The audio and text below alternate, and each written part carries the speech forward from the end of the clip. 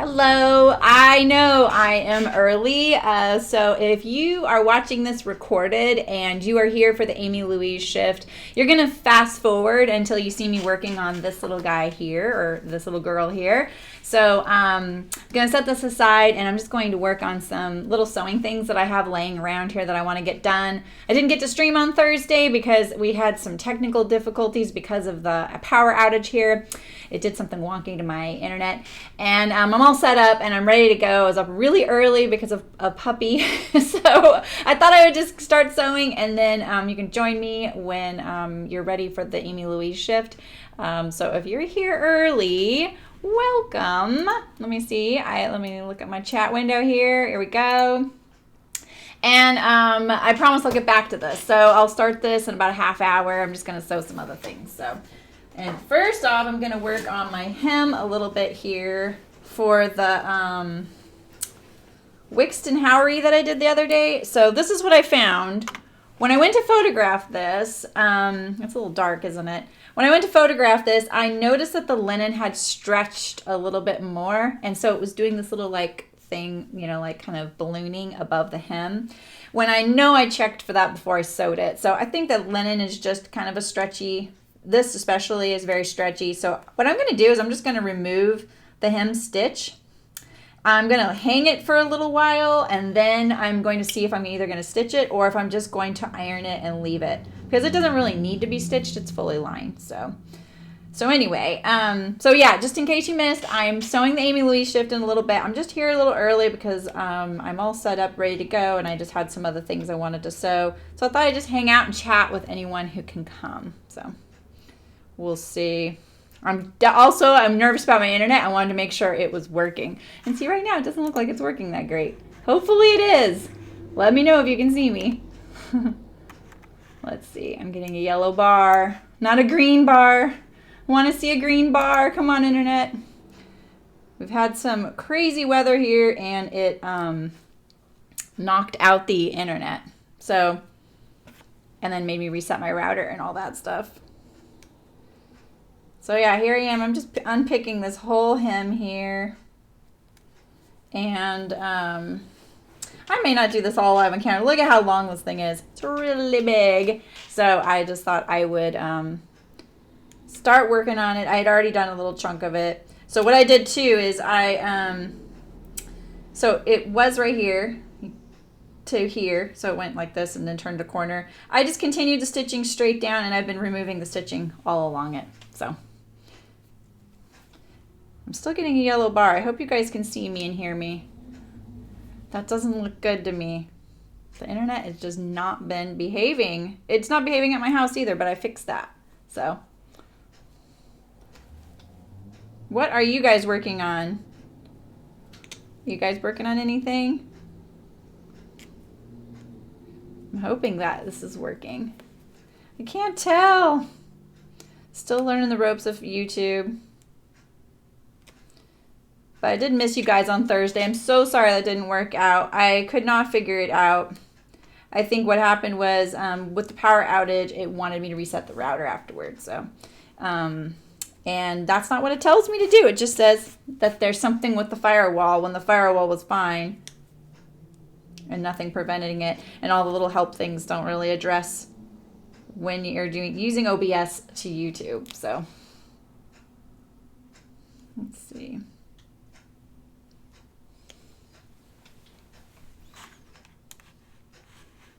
Okay, it looks like you guys can see video, right? Ah, there's a green bar now. Yay! Phew! I know you don't know what I'm talking about, but there's a green bar at the top. So if you're just joining me, I am doing the Amy Louise shift, but in like a half hour. I'm just doing some little odds and ends sewing that I have here. I have these to fix. So this is the thing, when you make things, they take maintenance. It's just the thing. Like, if people are telling you that they sewed their thing up and then it's happily ever after, that's not the case in most things. There's a lot of times I go back and I'm like, you know what? I want to reinforce the stitching on that, or I want to fix that hem. And I'm not really a perfectionist. I just really want it to be something I want to wear, So I will go back and touch it up, or notice I didn't get a button stitched well, or maybe the facing is flipping out. Hi, Ida. Oh, good. I'm glad. You know, the facing's flipping out, so then I'll stitch it down a little bit or be more strategic about it. Things like that, you know, like once, you know, it's like every fabric, you could sew the same shirt 4 times in 4 different fabrics, and it would be a completely different animal sometimes. So it's just like learning all that. So I'm just unstitching the hem of my Howry that I made the other day. I know I haven't posted any photos of it, and it's because I could tell that the hem was ballooning like this, so the linen had stretched. And I had hung it up since sewing it for a few days before I put it back on. And so then it got a little stretched out, which it just does, you know? Just like that's how linen is. That's how some fibers are. It's same with sewing things on the bias. So how much more do I want to do for you guys here? I was kind of hoping to finish it. I didn't know I had this much left. If it wasn't so much, I could just pull it. I just don't think I can pull it. Let's see. I can tell if the bobbin's a little off tension-wise, so maybe I can. What are you doing, Ida? I know it's nighttime for you, so this is probably better, huh? That I came on a little early. My poor little puppy was so sick, though. He got some sort of little bite on him, like maybe a spider or bug bite. And we didn't see the bite. We don't know if that's what happened. But he ended up going into this kind of anaphylaxis type of thing. It was really weird. But he's fine now. But that's what I did yesterday. I took him to the vet. He almost had to stay there. Oh, it was so nerve-wracking. Oh, this side is so much easier to remove. Which means my tension's not quite perfect. I can see my top thread poking through on my bobbin. I'm almost there, I think. I'm almost done, yay! So I already reinforced the stitching along the center front, so I can just remove this. And then I'll be done. And so I'm gonna actually hang this up for a little bit more, and then I'm gonna look at it. So the only thing different I did was I trimmed a little off my lining so it wraps to the front. That's not gonna cause that. I didn't do anything wrong or anything. It was just a preference, the way I like it to look on the inside. I think it looks a little nicer this way. If I had sewn it the way the instructions had, yeah, I know, Ida, huh? And I'd edge stitched it right here, this would be a lot harder to deal with. So, but the instructions are not wrong. They're totally fine. It's just my fabric, because it's heavy and it's like a linen type of blend. It's very much stretchy. Not stretchy. I don't want to say stretchy. It's just stretching out. The weave is very relaxed. All right. So yeah, so there we go. So that will help get rid of that. But otherwise, I really love this thing. It's not happening on the sleeves, thankfully. Sleeves aren't very big, long-wise, you know, so they're not at a danger for that. So cool. All right, now this is back. Now the other thing I had. Let's see, I don't have anything on this. I have to do my buttons and buttonholes. So maybe I'll mark those so I can get ready to do my buttons and buttonholes. I picked them out right here. And I don't know if you can see all that, but this is how I do it. So my first buttonhole is, buttonholes are always on the right side of the garment if you're female. You don't have to do that. That's just traditional. It's because women's clothing button right over left, so the buttonhole is always on top.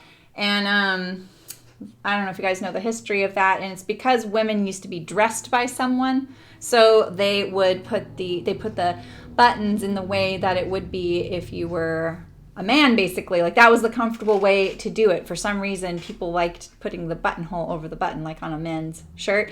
And so that's, if someone was dressing you, you'd be doing it the same way. I'm not explaining this well, but I think you know what I mean. That's how that started. There's no other reason why women's is different than men's.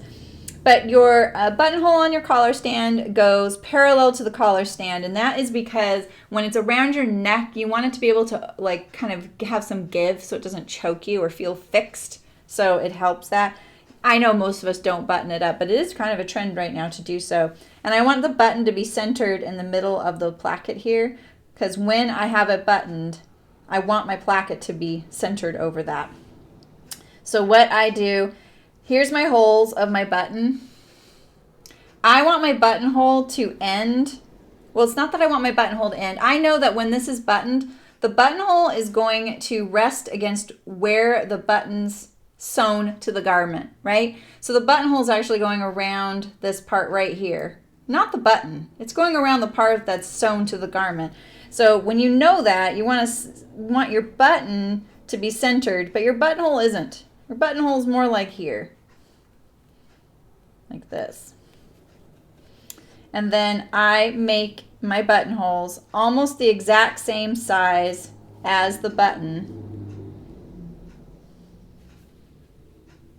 I don't allow much extra because buttonholes typically get a little more stretched out rather than the other way around. And it's harder to deal with when it's too big because then your shirt comes unbuttoned, which is such drag. So that's why I like doing it that way.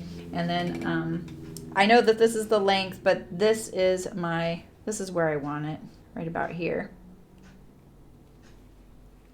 And I'll probably mark this all with chalk when I go to do the buttonhole. So on the shirt itself, I have, let's see, I think I have 2 more packages. I just got these little simple buttons from my local fabric store. I want my first one to be right here, kind of at the top. And let's see, my placket is 1 1/4 inches wide, so my buttons are going to be about 5/8 in, just like that. And so I want my first one, get this pin out of the way. I think I want my first one to start about right here. I'm sure there's a scientific way to mark buttonholes on shirts, but I do it the way I like it because I've worn a lot of shirts and I know how I want it at this point. So I'm going to do the first one up here. I didn't plan on doing this, so I'm not doing a very good way of instructional, but I'm just kind of winging it right now, sorry. And then my other one, I want about where my full bust is, which is at the armhole for me. So that is about right here.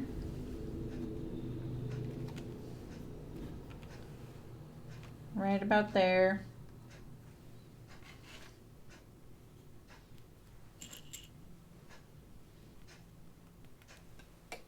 Like this, and then I'm going to see how the spacing looks. I'm not dead set on it quite yet. I might move it up and down a little bit. So I have 1, 2, 3, 4, 5, 6, 7, 8 buttons here, plus I have 6 to spare. It's because I also need them on the cuff too. So I needed 1 here, and then I need a few down the front, and then I need 2 on the cuff. So I need 3 just for the cuffs and the stand. I also shortened my shirt, so you know, I don't need as many.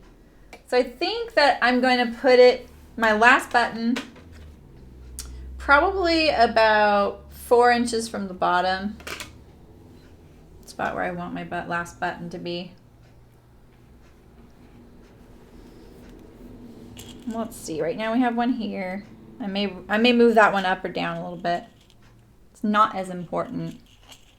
I don't think it's advanced, is it? I'm totally like doing a terrible job, Ida. Let's see here. So right now there is 6 1/4 inches from the top pin here and the top pin of the top button, and almost 18.5 between there. So let's see. I'm going to probably put one about here. One about here. I'm going to figure out this placing here, and then that's going to determine the rest of my placing. That's what I'm going to do. Hi, Carol. How's it going? We're a little early, I know. Hi, Lisa. I'll start the shift soon. I just got on early just to kind of get some little sewing things going. I unpicked the hem off my Howery because it stretched, my outer fabric stretched, and it started ballooning the hem, and so I just removed it. It doesn't need it. I'm going to let it hang up for a little bit and see what happens. So I forgot to clean my glasses. Is that obvious? All right, so let's see. 6 1/4. So I want this one to be 3 and the top of this button. So what I do is I pick, like, I'm picking the top of the button placement for each of these, just so I have a consistent place. You can pick wherever you want, just be consistent where you pick to measure in between your buttons, because an 1/8 or 1/4 of an inch will look off when you look at it. So what I've learned is I just take the top measurement, the top of the button, as my measuring place. So if it's 6 1/4, I want the next one to be 3 1/8, about right here. So now I know my buttons are going to be 3 1/8 down. So I'm just going to look and see what happens when I put a pin at 3 1/8. There are really nifty tools for doing this that do this in a cinch. Yeah, well, Lisa, I'm not doing like the best tutorial. I didn't plan on doing this right now. And I planned on doing a little bit of research on like if there were standards and what people like to use. So my last one, not my last one, I have one there. Let's see how far below. So I could put one this low right here. That seems a little low. Like my current shirt's not buttoned down that low.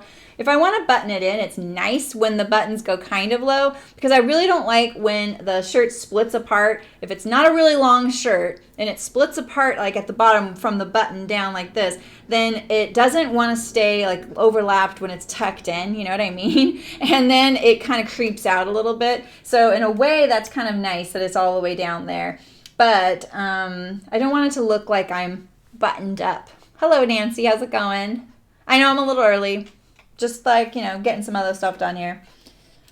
So what I could do is raise all of these a little bit, because this one's kind of close to the top there. Or not very close to the top there. Just going to see how I think of this. This one just seems kind of high to be my last button, you know? No, I haven't done the holes yet. I'm marking the holes right now. So that's what I'm doing. And then I'll have it ready, and maybe at the end, if you want, and we have time, I have my machines all ready to go to do the buttonholes. So, oh, you did they have shanks, yeah, yeah, right, exactly. So the great thing about shank button is you just put them upside down and use them, you know, as your width. So let's see, if I move all these up, maybe 1/4 of an inch. That might work a little better. So maybe that's what I'll do, is I'll move this one up right here. So you remember, the buttonhole is going to rest against the holes, right? It's going around the holes, not the top of the button. So I have to look at it like this is where the button may sit, but the buttonhole will be right here. I like to look at ready to wear for stuff like this, you know. Yeah, those accordion things look really cool. Yeah, I know. I'm just doing the buttonholes right now. Not the buttons quite yet. All right, so let's see here. I'm going to raise this one up a little bit more. I'm going to put all my buttons away so I don't lose any. That's always the worst. I hate it when I have just the right number of buttons and I lose one when I'm going to put them on. No, annoying.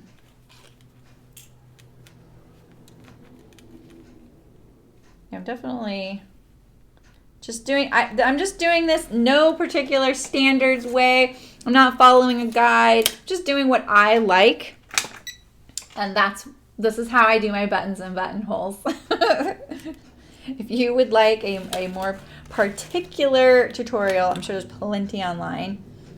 So I'm going to measure these apart here. Still 6 1/4, and so why are they still 6 1/4? That one should have raised up a little bit, right? So this one's still in the right spot. 6 1/4, 6 1/4, 3 1/8 would be my top right here, just like that. Maybe I had that one off. Let's see how these are. Yeah, so this one can go up 3 1/8 right here. A lot of machines have really amazing button making features where once you do one button, you can say, okay, now I want you to do the same exact buttonhole over and over again. You just say, I don't know what the command is. I've had a machine do that before. It was really great. Then you only had to figure it out once. All you needed to mark on your shirt was where you wanted the buttonhole to start, and then press the button and it would do your buttonhole over and over again. It was really great. If you do a lot of shirt making, it's nice to have a machine geared towards the buttons and buttonhole part. I like that a little better. I'm going to think about that.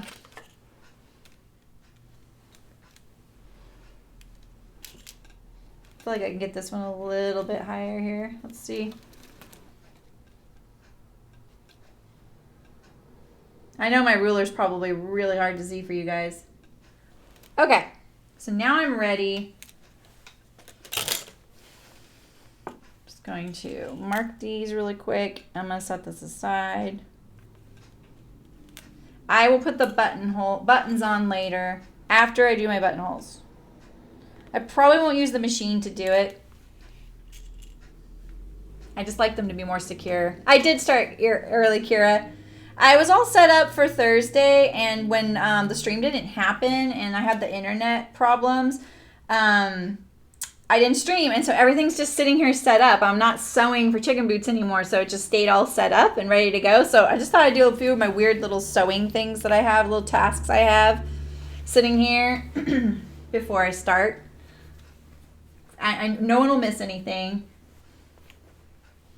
Okay, so here's my buttons and buttonholes. I'll do that in a little bit. Where can I set this where it won't get linty? That's impossible. So the other thing I do, just in case some of you are just joining and why what I'm doing in one of my odds and ends is here's my Howry that I did the other day. It turned out fantastic. I love it. Here's my pockets. It was a little bit sewing gymnastics the way I decided to do the collar seam, because I did it through the side seam so that I wouldn't have to turn under and edge stitch the collar. It's such a long collar on this long length. There's plenty of opportunity for the collar to get torqued or not fit because the under collar is a different fabric. And so what I did was I popped open the side seam and then pretended like I just sewed it right sides together. I just sewed it through the side seam, pretending like it wasn't there at all. I just ignored that I was sewing through that little hole. It was really easy that way. I did have a little bit of issues because my linen is a different fabric than the lining, and it does want to behave differently, because here's the under collar, here's the top collar. But there's no torquing, partly because I stitched it through. I didn't actually stitch it through. There's no torquing, and it turned out really great. But I also did my hem a little different, where I trimmed off 1 inch off the lining so that the hem ended here and not on the edge here. That's just a personal preference. And I hung it. I actually really checked it thoroughly before I stitched down my hem, and then I hung it up for a few days, and the linen still stretched and is so heavy that it started to balloon like this on my hem. So I just unpicked the hem. I'm going to leave it off. I'm going to hem it. I'm going to hang it for a few days, see if that makes it kind of relax all the way, and if it'll just stay, what I don't want to do is I don't want this to dip below, right? When I sewed this, it wasn't going to do that. Like I checked all that. So I just wanted to make sure. And if it does start to do something crazy like that, it shouldn't, because the ballooning really is going this way. It's going to make it hang more like this, right? So that's what it wants to do. That's what it's trying to do. That's why I unpicked the hem, so it can just relax, and then we'll see. Maybe I'll throw it in the washer and dryer to kind of just, say, hey, this is the shape you are now in, and see what happens. Let me get this cord out of my way. There we go. So yeah, that's what I did. Other than that, I added a loop for hanging it up. I really like it when the sleeves are cuffed instead. And I think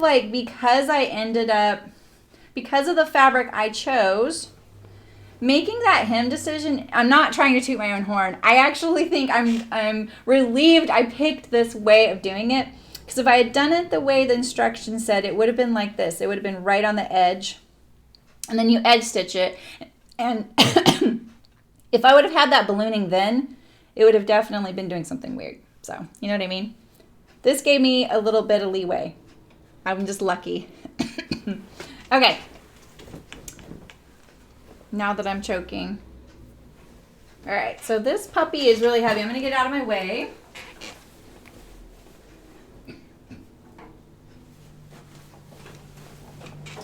And let's see here. I would bind this thing I have sitting here in the 8 minutes I have left, but I don't want to change my thread because I'm lazy like that. And that takes it. Let's look at my pajama. I have my pajama bottoms sitting here. Remember these? Turned out really great. I love them, but they are so darn heavy. This flannel is the heaviest flannel I have ever seen in a fabric store, and I love it. It's like yarn dye woven, gorgeous flannel.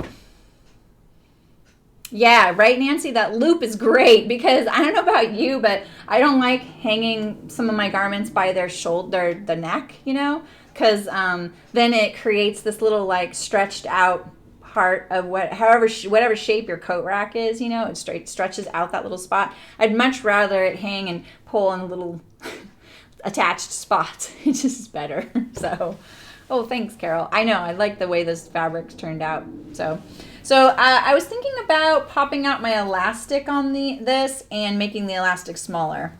But I wanted to remember how I sewed it, so I just brought it to work. And I'm not sure, honestly, that would be the easiest thing to do. It would almost be easier to remove the waistband and put another waistband on.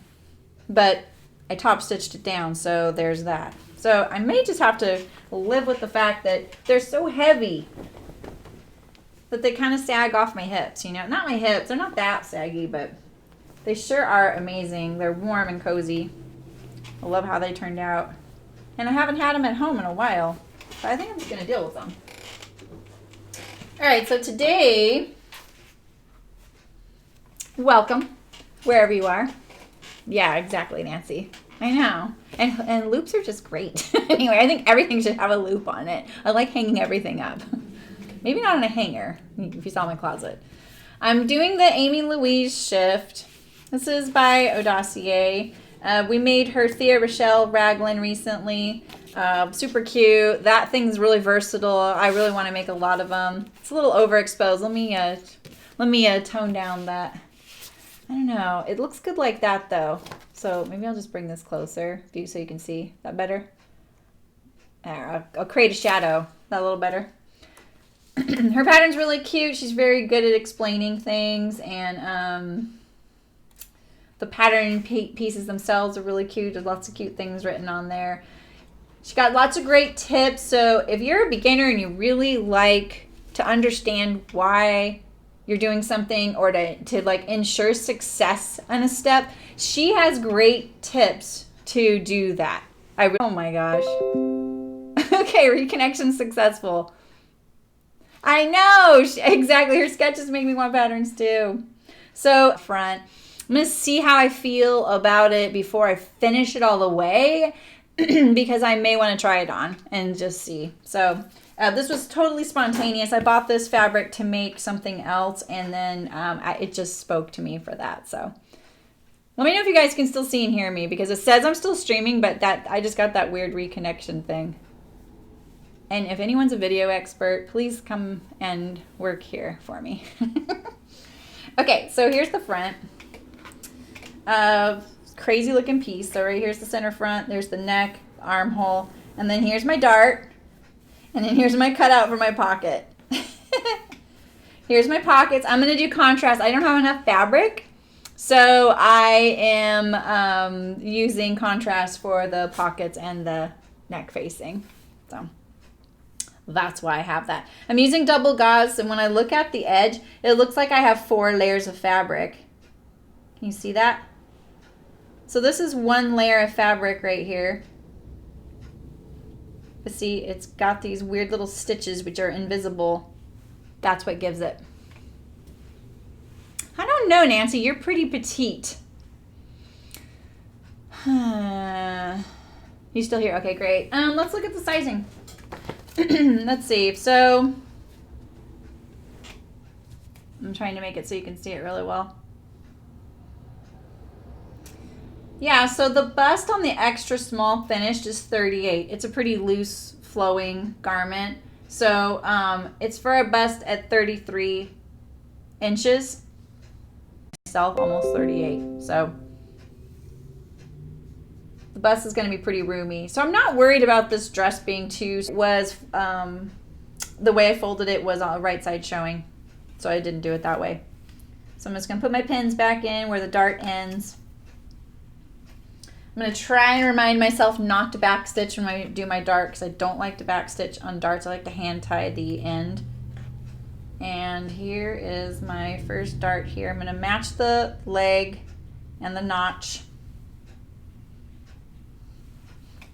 This fabric is very loose. I am Nancy. Yeah, I could wear a short dress with tights or leggings. It's not my style, Lisa. I like that look, but I don't really enjoy wearing tights, you know? Like, they're fine. I think they're really cute on other people, but I don't like having to deal with them throughout the day. I have a pair that I really like, and I kind of got reacquainted for them with the other tunic that I made of hers. I ended up really liking them, so I am going to backstitch at the leg right here, but I'm not going to backstitch at the point. So this, like I was saying, this fabric is very fluffy and loose. It really wants me to stretch it out by accident, and I'm not listening to it. But using her tips of like ironing it would be kind of smart in this double gauze case. So I'm not going to backstitch. Ooh, it's so hard. I almost like unclipped. Okay, so I'm going to leave a tail. And I'm going to hand tie it.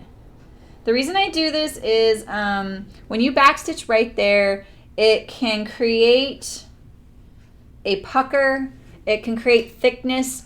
And that tip of that dart should be backed off of your bust. Like the fullest part of the dart should be about an inch from your apex. Your apex is the fullest part of your bust. It's not where your nipple is. It's where the fullest part of your bust is. It's the part that's out right there in front. You want the dart leg to end an inch away from that. And sometimes companies have darts that go all the way onto there. That is a no-no. You don't want that. It's really unflattering, you know? And so this gives hopefully the smoothest, lowest profile end of your dart when it's pressed and all things are in order. You press the dart down along the side seam. Oh shoot, did I lose my pin on this side? I have a little F. I drew a little F on there for front. And it does look like I lost my pin. I'm going to hold it up to my light here. I can actually see where it's at, but I'm not going to trust that because that would be a little bit risky. Yeah, exactly, Lisa. Hi, Malin. How's it going? Yeah, Nancy, exactly. Okay, how am I going to figure this out? All right, so I'm going to try and find where my dart leg was. I can get the pattern piece out, but I'm sitting here live with you. And I'll be honest, if I wasn't live with you, I would still do it this way. So I'm just going to be honest. So I'm going to line this up from the top down, and that's how I'm going to find where my dart marking was on the other side. I don't care about the bottom, I care about the top. I can actually see there was the little hole right there. Perfect. I'm going to follow that then instead. I don't worry about this way. It's this way that's more important. All of this is fixed. Underneath is where the dart is. Hi, Ellen. Well, look at you. You're like a celebrity. Here we are, sewing your shift. I love this pattern. It's so cute. I can't wait to try it on. I'm doing it in the double gauze though. This is my second time sewing double gauze. I know someone was saying they were looking forward to seeing how I deal with it. I don't actually have any tips and tricks. I just know that you don't want to buy the double gauze that's meant for babies and, hi KB, and nurseries and those kinds of things. Because it has a very different effect when it's washed. It's a lot more like fluffy. This is Ellen's pattern, exactly. Ellen is Odacier. What's that name from, Ellen? All right, so I'm not backstitching my leg on my dart. It's so hard. It's such an instinct. And the thing is, on my machine, it would clip the thread when I was done. So I'm really glad I remembered. So I hand tie it. Like I was saying, it just gives the smoothest finish on the dart leg.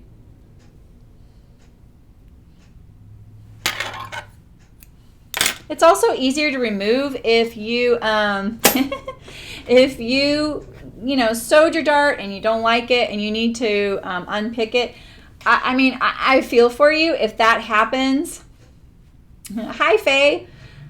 Welcome. I know a lot of us have never done the live streaming thing before. We're all figuring it out. But yeah, I'm so glad you're chatting. That's great. Oh, hi, Kelly. That's awesome. I recognize your name. Yeah, if you have to unpick the end of your dart, I'm sorry, because that is like such a bummer, because anytime you're removing stitches, you have the danger of damaging the fabric. And just let's face it, you're poking holes in it already, right? Oh, it's your grandmother's name. Oh, that's a good name. Wow.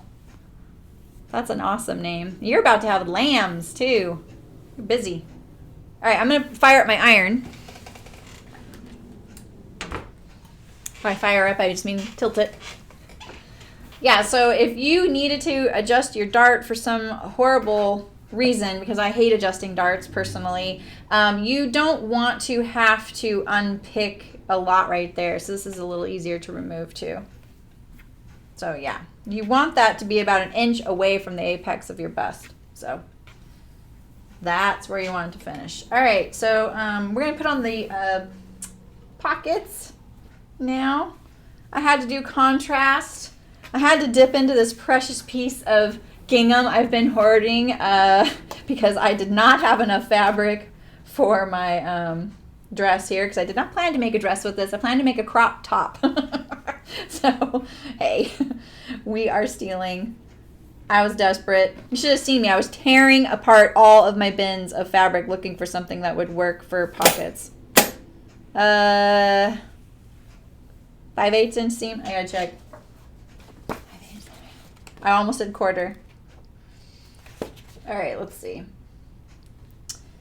I know Ellen, yeah, this fires me 5/8 inch. All right, 5/8. Phew.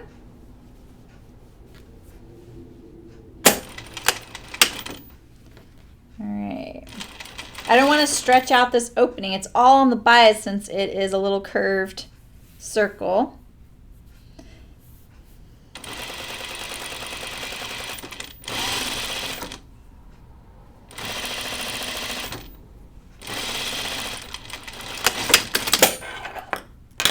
That's a little narrow right there. I'm actually going to fix that. Pockets aren't as critical for the seam allowance because they're not in the structural part of it. Yeah, I like the flower check combo too. I was like, oh, I hate that this fabric works so well. Now I have to dip into my gingham. I have wanted a gingham dress for years and I just haven't gotten around to doing it. It's got to be the right pattern, you know? And I saw one, like a picture of one, and so that's what made me want it. But I realized later that that actually is a pattern for sale, but that was the only time I ever liked the way that. Yes, it is the same pocket on the theater shell. I'm a sucker for those kinds of pockets. I love them. You know what I love about them? I mean, I love the contrast opportunity, right? The fabric contrast opportunity. Oh no. I've got a red bar on YouTube. Let me know if you guys can still see me. What is going on with my internet? You know, the weather's been really bad here. But what I really love about this pocket style is that because you stitch down the pocket, it stays where it's been sewn, you know? And so it doesn't like flop to the back. you know? I love that.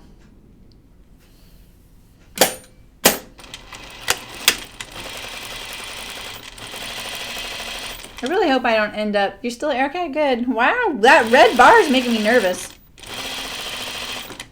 I had simultaneous internet issues at both my house and my work this week for totally different reasons. I love it when you guys say hi to each other. It's so cute. Oh, so you guys know now that we have a group on Facebook. I'm trying to get better about checking it. I know, but I love that you guys are all in there chatting. So, I think it's called SewSewLive Sewists, right? And I do have a page on Facebook called SewSewLive, so that's how you can find it. I'm going to press all of my both my pocket openings and my darts, so I'll be right back. I know. I'm sure she's nervous watching me sew it. Really. She's like, oh no, is she gonna say anything bad about my pattern? No.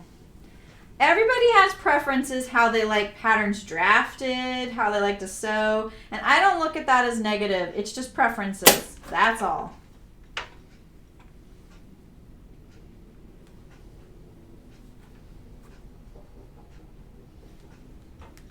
You guys got to entertain yourself now that I'm sitting here, over here ironing.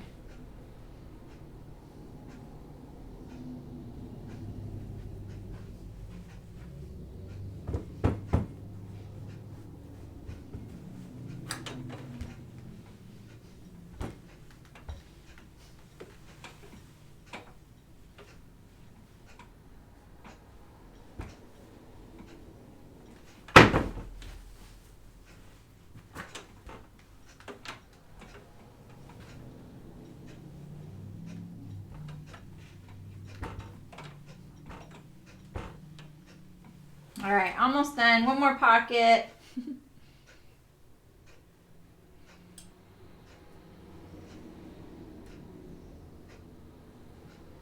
Exactly. You know, Ellen. I love your approach to it. I don't think a lot of pattern companies, though, think that way. I think they really are worried people are going to say negative things. And the thing is, we all sew it differently, and in everyone's hands, it's a completely different project, and so they have to let go of that fear because that's the truth of it. We all do it differently, and none of it's wrong or right. It's just different. That's all. You know? That's awesome, Ellen. That's a good way to look at it. Okay. So let's see. I'm going to do this with French seams. Kind of. Overlocking this would be nice, especially this fabric. Overlocking the gauze might be a little bit heavy. Yeah, that's awesome, Ellen. Nancy. Yeah, I mean, in some ways, Nancy, you're kind of right, because sometimes the personality type of a pattern drafter would be that kind of person, you know, like they want it a certain way, you know. But I think seeing different things sewn differently, I love seeing different ways people sew things. It's fascinating. Just seeing the way different factories would sew the exact same thing was really interesting. Yeah, me too, Ellen. Exactly. Yeah, I've worked places where we switched factories for certain products, and then I had to change the pattern for them. Yeah, exactly, Nancy. I thought that too. I'm like, okay, I am a pattern drafter, and I have no idea what this person's trying to say.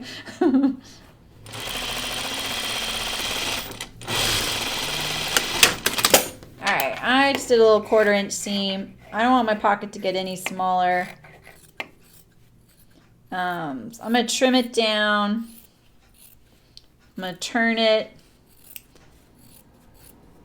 And I think what I'm going to do is I'm not going to stitch it closed like you would a French seam. I'm just going to stitch it to the dress instead. And the reason I'm going to do that is because when you stitch it down, it kind of makes it a little bit thicker, I feel like. It just adds that layer of thread, you know? So this is now my finished pocket.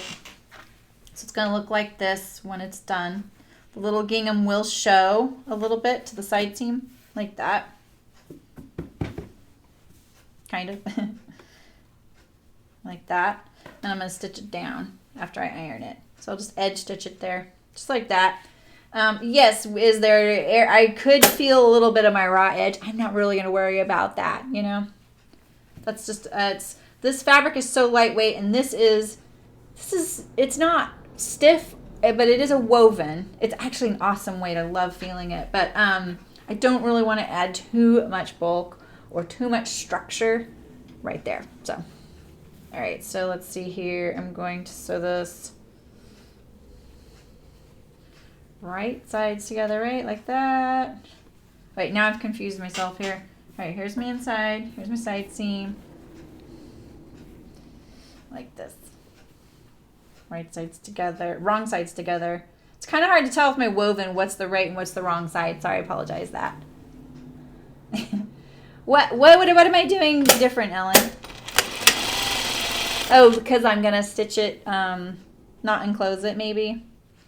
You know, it would be better to enclose the stitching, but this fabric's not gonna unravel a lot, and I use a heavier weight thread probably than all of you, because I buy Tex 40 thread, and what you guys probably use is Tex 27. And I know those numbers don't mean anything to you. They don't mean a whole lot to me, to be honest, either. That's just the difference in weight. And I use that because that runs the best in my machine. But that little bit, it does add thickness. So when I use really, really lightweight fabrics, the thread can be an issue. I use a really big needle and bigger thread. And what I would like to do is use a smaller needle, which is possible. Now I'll be able to start doing that, because sometimes I just forget to switch out my needle because I've been sewing chicken boot stuff. And I use a size 18 for that. And dressmaking, typically a size 12 or 14 is great.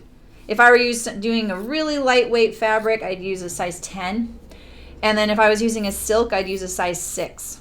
And then the 8 falls anywhere in between there, depending on what I'm sewing. But if you're using a needle as low as size 6, you have to actually have a very lightweight thread. Yeah, right, Ellen? I feel like, yeah, I don't really need to do that. If this fabric were really ravelly, I would encase it. But I'm just not going to worry about it. It's my garment, my rules, right? That's the way I look at this. It's like, this is what I want. I'm not here as an educator. I just like to share the way I do things. Okay, let me iron my pocket bag.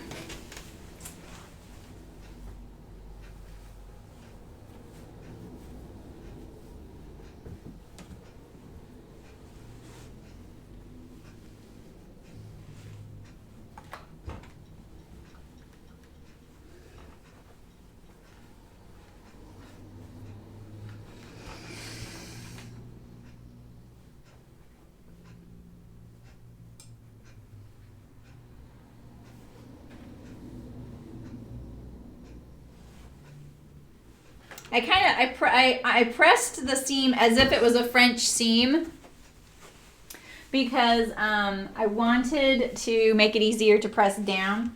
So like I pressed inside the pocket bag, the seam one direction, as if I was making a French seam. Not the whole thing, just a little bit of it to help me.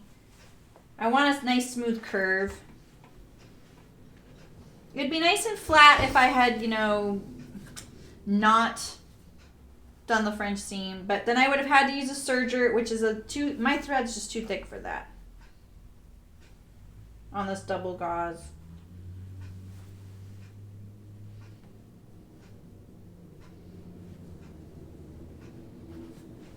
The double gauze, man, it's so whooshy.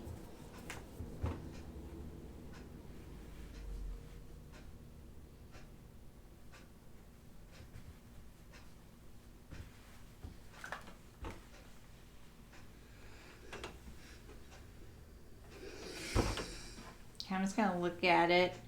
It's really cute. So yeah, so I'm going to press the seam open, the seam to one side and the pocket bag to make it a little easier to press folded. Just helps a little bit. I kind of like that tip from French seam, doing French seams.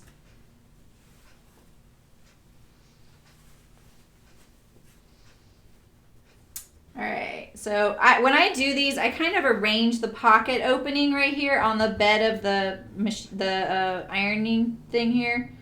So I know that that's okay, and then I'm just going to kind of make the garment relaxed around it so that I'm not pulling the garment, making it bigger or smaller.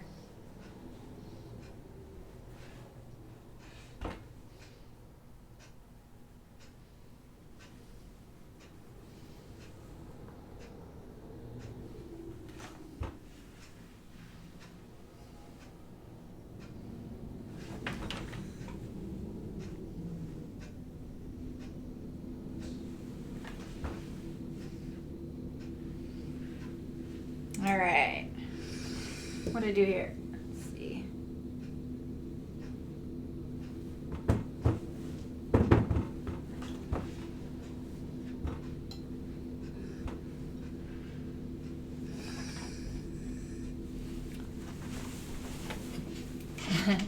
Yeah, I've always loved these pockets. I love that you use these. It's priceless. I'm glad Ellen liked our last experience and was willing to come back. You're sewing guru. I don't know about that. That's awesome, Ellen. Yeah, wondering what people are going to ask. It's hard when you've been doing something a while. You get kind of removed from what it is to do it for the first time, you know? Oh, that's awesome, Ellen. I didn't know it was named for that. You can hear the traffic? You won't be for long, not at my new place. Yeah, so I'm on kind of it's not a really busy street, but the traffic's really close. And there's actually a fire station down the road too. And the other day, like the day my power went out. Yeah. Oh, cool, Carol. Wicked fun. Is she? Yeah, I know who she is too. Okay, so I'm going to just pin this. So here I can feel my pocket line. And I know that it would be a lot easier to sew the pocket from the inside. But because this gauze is a little bit lightweight and I kind of fear that it might get a tuck in it or something like that, I'm going to sew it from the top because I can. So the Thea Rochelle is raglan sleeves. It's got a close-fitting sleeve and a loose torso, the loose front and back. While this one has a set-in sleeve, a scoop neck. Yeah. And yeah, exactly. It's a little more slimmer, exactly. A little more proportionally loose. Okay, so let's get this one done. I kind of want to tuck my dart in there. You know? I'm going to do that. I don't know if it's going to stay, though. This dress feels like it'll be long enough. It's like getting in my way everywhere. Let's see if I can do it.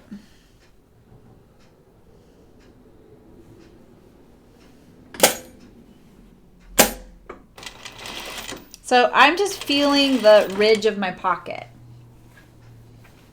And darts at the best, exactly.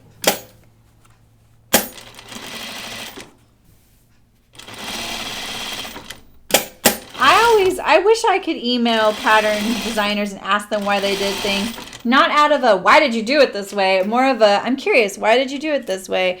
But a lot of people don't take questions like that, you know? They're not as open to that kind of conversation, you know? But I know that as a business owner, I wish my customers would ask me that so I could say my thought process, you know? Like, I feel like I put a lot of time and energy and thought into everything I do, and I know that in some ways it doesn't seem obvious why I would do it that way, and they wonder, because I see conversations between customers about me, about my products, you know, just totally, that's how it happens, right? People talk, and so I look at it and I think, oh, that's interesting. They're wondering why I did this, and they're assuming it's because of this reason, and it's not sometimes, you know. Okay, there's my pocket. Doo-doo-doo. I missed it right there. Now, do I go back and attach that? I might. I should. I don't need to. Like, I know it seems like I need to, but because this is a really busy fabric, I'm actually going to, because I don't mind seeing a start and a stop right here and here. So, but I really wish my customer would ask me, like, hey, why did you do it this way? Because instead of saying things like, I wish you didn't do this anymore, blah, blah, blah, you know, I'm like, well, there's a reason. I wish I could do it that way still too, you know. Like, I don't just do it lightly, you know. Everything has, and it doesn't happen overnight, you know. Like, decisions you make take months, you know. Oh, for example, I want to hear this. All right, let's get on my, there we go. I think I got it. You can't even see that, right? Get rid of my little ends. I know where my machine leaves the little ends. Okay, so let's pin this one down.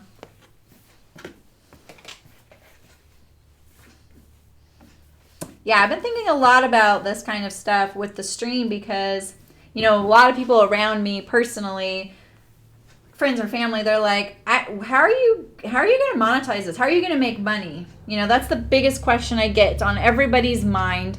It's kind of on mine. Oh, you sew arm's eye after side seams and sleeve shaft. Sleeve shaft. What's a sleeve shaft? Seam dominance and the underarm is the reason I sew arm's eye after side seam. Oh yeah, me too. I always set the sleeve in, Ellen. I talk about that. I like to put the side seam in and then the underarm seam of the sleeve and then the sleeve seam always, unless there's a reason I will say why I don't do it that way. Even if it's French seam, I'll still do it that way. I totally agree. And the movement of the arm is better because the underarm seam is not stretched across the juncture of the arm's eye and the underarm. That for me, I don't like that at all. Like it, because I actually want to clip it and you can't because you finished the seam. What if it's French seamed?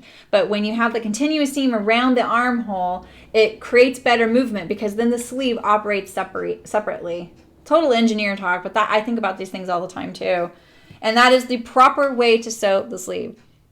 So when they show you how to do it the other way, it is easier, but it's not as nice. You don't have to do it that way. You can do whatever you want. But yeah, I hear you, Ellen. Okay, so I'm just putting these kind of pins on the away from the edge there, like that. I need a couple extra when I get right here because this is a very narrow spot. So I'm going to be a little fussier about how I pin it and a little closer. Exactly, Ellen, right? I want to meet you in person, Ellen. I want to meet other people that love talking about pattern drafting. Wouldn't it be fun to have like live interviews on here? I think it would be really fun, but I think people would be wary of it. I would like like a really honest, yeah, it sits more neatly, exactly. I would like honest conversations with people without them worrying that I'm judging them or I think they do it wrong because I'm asking a question. No, I just want to know your reasoning. Like, you had a good reason to do it that way. Here's your chance. Tell us why, you know. Oh, I almost sewed that way. So I can't pin it like that. Why am I doing that?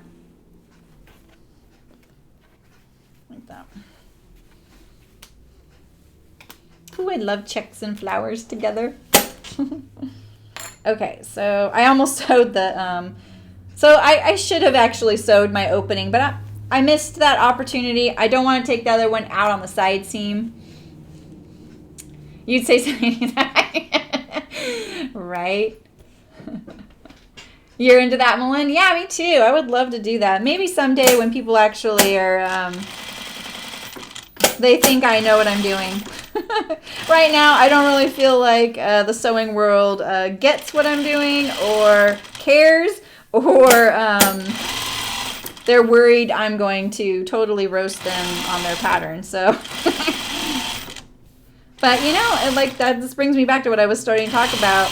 I'm thinking a lot about my stream, and I'm thinking more and more about how it's my stream, my garment, and the way I want to sew it. I don't have to do it how the directions say, you know. It's a pattern in the hands of anybody it's an open journey. Anyone can sew it exactly how they want to.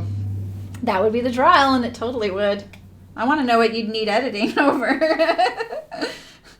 We'll test it out here for you, and you can do it for the 20 people who are here. 13 right now. That's a little easier, isn't it? And we can always delete it. Okay, I'm gonna sew that down. All right, there's my little pocket. Just needs to hold my car keys and my lip stuff. Okay, so my front is done here. Oh, I have a zip double sitting here waiting to sew. I had a little website error. All right, so now I'm gonna do my shoulder seams. I think that's what's next. What is this? That's my sleeve. Here's my back. And wait till you see how many pieces my tie is in. I was cutting it close. Lucky it's a really busy fabric. Okay, so I'm gonna move the sleeve. I need my back. This is my front and this is my back. All right, so the back is a squarer. I'm gonna do the shoulder seams first. I love facings like this, by the way. You know, I think this kind of facing or similar would be really great on the, what did we sew, you guys? Was it the dress number 1? Cues for tea. Wait, exactly. We do have a drinking game here. I don't say we have a drinking game. They do. I don't know what they're talking about. Because I think the dress number 1, that's what I sewed, right? Dress number 1? Yeah, right, Nancy? I wish I was on some coffee. And it has the binding on the neck. And I think that that's a great beginning garment. I'm not a big fan of the way it fits across the back, but she has other ones that fit better, that are just a little bit more sewing, that isn't hard. But I think the binding can be a really tricky thing to sew on something that's a woven neckline, that's a scoop, because of, well, all the little things we did in that stream. Remember that? And I think a stitch down facing would be a good alternative to that. Because a facing tends to flip out. That's not stitched down. This one is stitched down. It's not going to flip out.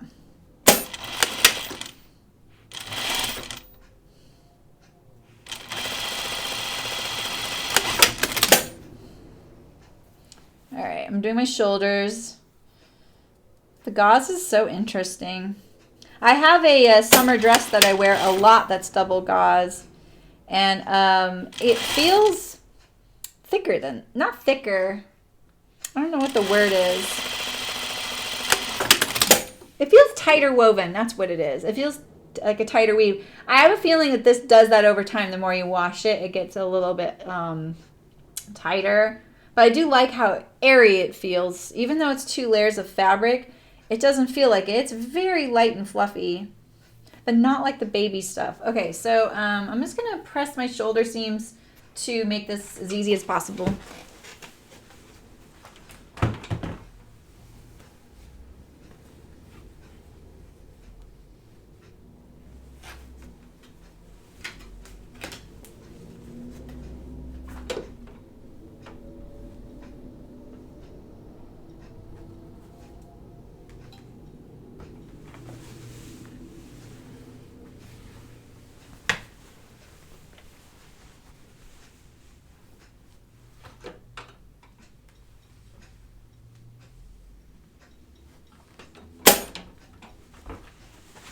Slam, says my machines.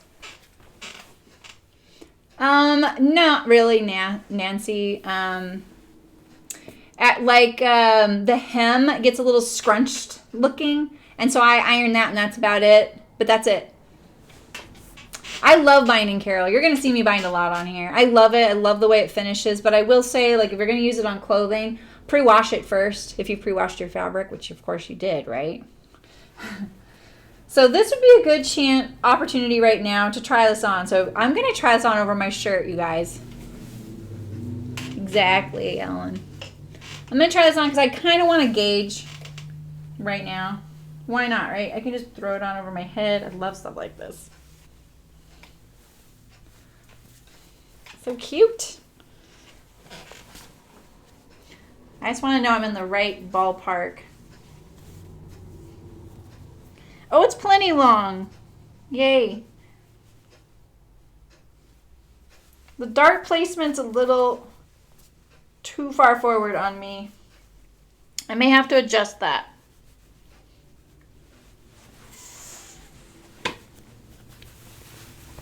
Looks busy. It looks really busy on the camera. Okay. What did I do with that? Here it is. I'm going to stitch down the neck facing. Yeah, I love this. It's navy blue too. Does it look navy blue on the screen? Okay, so here we go. Let's open up our garment here. I'm going to let it hang off so that it stays there. You can see the nice shoulder shape right there. See that? And then the same thing. So I'm kind of tempted to iron under these edges right now while I have it here flat. So I'm going to do that really quick. I'm going to iron the perimeter edge. How far does this go? This just goes... Okay, good. Yeah, I was going to say, if it goes to the armhole, I would only have to do the bottom and top. But let me iron that down.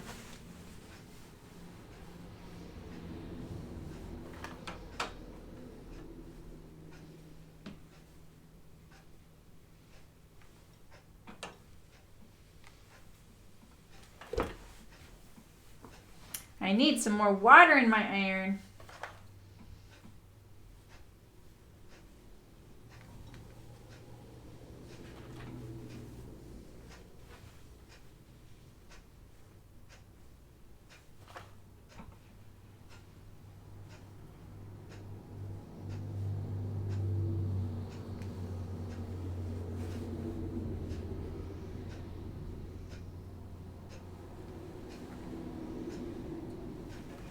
Wait a minute.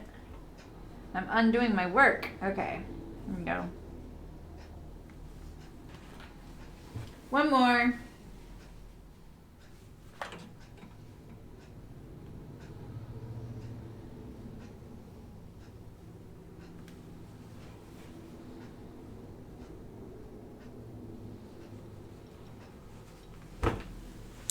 Okay, so when you iron something like this, you don't have to be perfect about it. You just need to do it as consistently as you want or can, because it's really the stitching that's the most important thing on this. So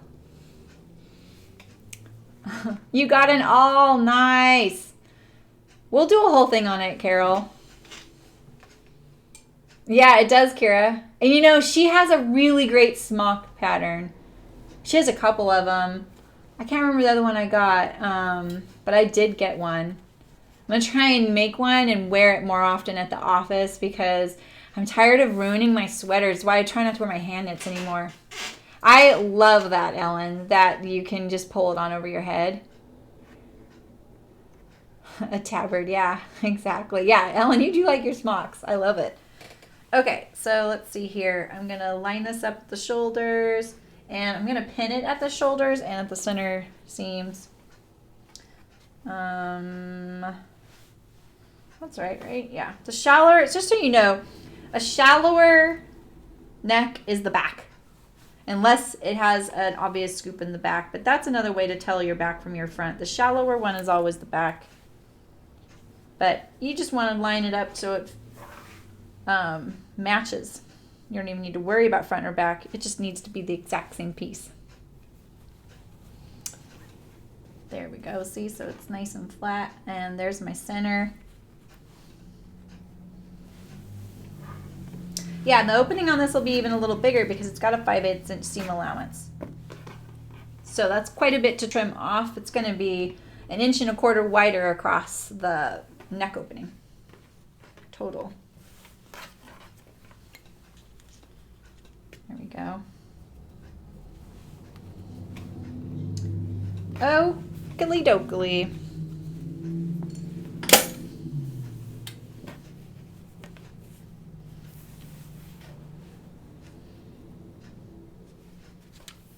Kira, you and Ellen, do you guys know each other from the yarn world?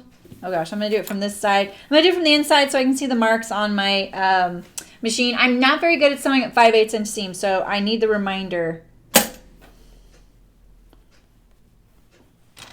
I'm gonna put my back stitch at my shoulder. I don't mind it there as much. Where's my pie?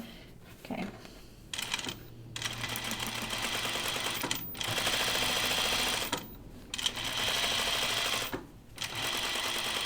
I'm really trying not to pull my neckline so it doesn't get stretched out.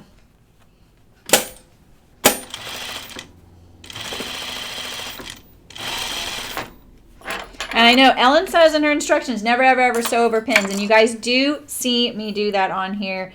I'm not very worried about it. I haven't had problems with it. There are pins that can be a problem. These are pretty big quilting pins. And when I pin perpendicular to the seam, I find that the needle is going to roll off of the pin if it does happen to strike it. I've never broken a needle on a pin. I have broken plenty of needles, though, on other things. Biggest culprit being fabric making it bend under in the bobbin area because it was too thick or something happened. So I think I will understitch it. I saw someone ask that. Someone's gonna lose an eye. I got my safety goggles on. I don't pin this way. Pinning this way along your seam is really dangerous, you guys. So, and I'll tell you a few reasons why. Okay, I was a chronic pinner of this way along the seam. It's easier. It's easier to pin that way. It's more intuitive to pin that way when you're putting something, tacking it together. It's easier to pull them out. There's all sorts of things about it that I know, I understand. It's a lot easier. But what can happen is you can get it stuck in your foot, and then a whole heap of trouble can happen. Lots of different things can happen. But when you get it stuck in there, whoo, I almost got myself, but my machine just automatically went down. It can get stuck in there. It can get stuck down into your throat plate. And the needle can break. The needle could get chipped. You might not think it's, compromised, and you still might use it. So yeah. Yeah, I don't actually I've never struck a pin and bent it. It might be the kind of pins I use. I just bought some lighter weight pins recently because these quilting pins are kind of big for dressmaking. They're a little long. I don't like how long they are because I'm constantly getting poked when I do collars. So I did buy some new pins. Do I see them sitting there? No, I don't know what I did with them already. I always buy the glass topped pins too so that I can iron them. I don't buy the plastic ones that melt. Have you guys ever ironed a pin and it melts? I like that I had to approve that thing, Ellen.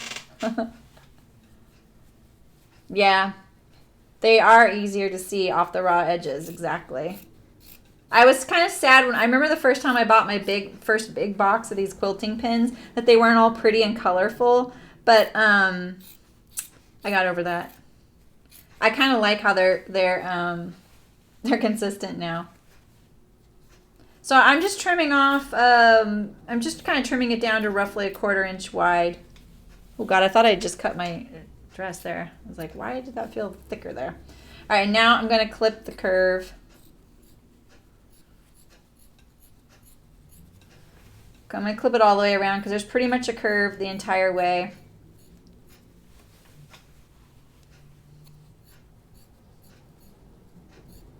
I don't do the tips. It's a little slower, and I'll tell you, I have more danger of clipping through the seam when I use the tips like this than this. I know this looks like I'm going to go through, but I have way more problems when I use my tips. I'll snip through. It's easier to judge the depth using the base of your scissors, for me at least, than it is to use the tips. This isn't really a curve here, but I am clipping it because it is thicker, you know, and I think anything that relieves this thickness is a good thing. And you notice I press the seam open. I rarely do that, and it's because it's completely enclosed.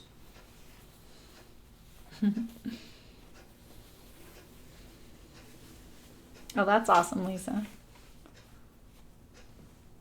Yeah, let's see. Where are my new little... Oh, here they are. Look how cute they are. I haven't used these in years. I don't know. So what I usually use is these.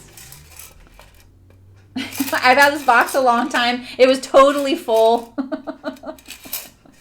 Not anymore. You use pinking shears? That's awesome. Yeah. I have a pinking rotary knife blade that I use occasionally. So I'm going to understitch this because, okay, so there's two ways I can go. I can understitch this, which means I'm going to press the seam allowance towards the facing and stitch it down on the facing. I can edge stitch it or top stitch it, however you like to call it, but it is an edge stitch through all layers. Or I can not do either. Because the whole thing is going to be stitched around on the perimeter, you can kind of get away with not doing either. I'm going to opt for understitching because I like the security of making it turn to the inside. I feel like it makes it flatter, but it still keeps it soft looking on the outside as opposed to edge stitching it. And edge stitching it through all layers can also stretch out that circle and make it a little wavy. No, I don't use magnets. Yeah, they are. Yes, Malin, you know those metal pins? That was the only thing I was allowed to use in college. Were steel pins. They were school issue. There was no ball on the end. And it was the one thing throughout all my design school years. I did not get stuck doing that. I went right back to the ball kind. Yeah, I used to love a magnetic thing, but I have an issue with it. I love how Elle and I both have our little stickler things. And we can still be friends, right? My thing is that I many times, and maybe it's just because I've sewn a lot that this has happened to me. What will happen is when my pins get magnetized and then I'll pick up my scissors, I won't know there's a pin sitting back there. And then I go to clip something, it pushes the pin in there, and I've clipped through the blade. I've done that like 2 or 3 times and ruined scissors. So I don't use magnets. I don't like the pins getting magnetized to my scissors. It's just a pet peeve of mine. All right, so I'm opting for the understitch. So I'm pressing this seam allowance that I clipped towards the facing, both layers. I'm trying not to stretch out my neck. I don't want to pull the seam. I don't want it to get stretched out. Because remember, I was saying that can happen with this curve, and it really can. But this is going to help keep the spacing to the inside of the garment. And because I used a contrast fabric, it's kind of really important that it does. Now, I could have stitched this with the facing on the outside by just stitching it from the inside of the garment to the outside if you wanted a contrast facing. You know, Carol, it might have just been that the rayon does that. Rayon just is kind of fiddly that way. If it was a shoulder, or it was a facing that just was like a narrow facing around the neckline, you can stitch it down on the shoulders, like stitch in the ditch at the shoulders. I'm not very far at all right now. I just started. I have most of it to go.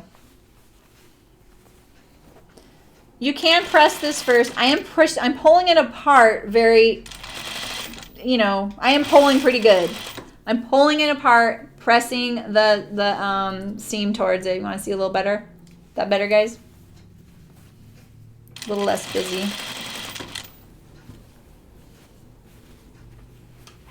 Keeping my dress up here so it's not pulling on me.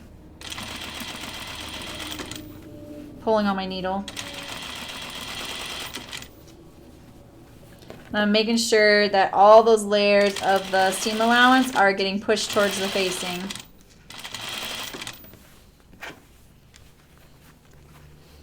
But yeah, I mean, this isn't a cure. It's just a really good preventative. So. With the tip to the left. You put tip towards the edge. Do I do that consistently, Ida? I don't know if I have a rule one way or the other. Oh, I'm already at the beginning. That was fast. Okay, so now it's all understitched. And now I'm going to press this.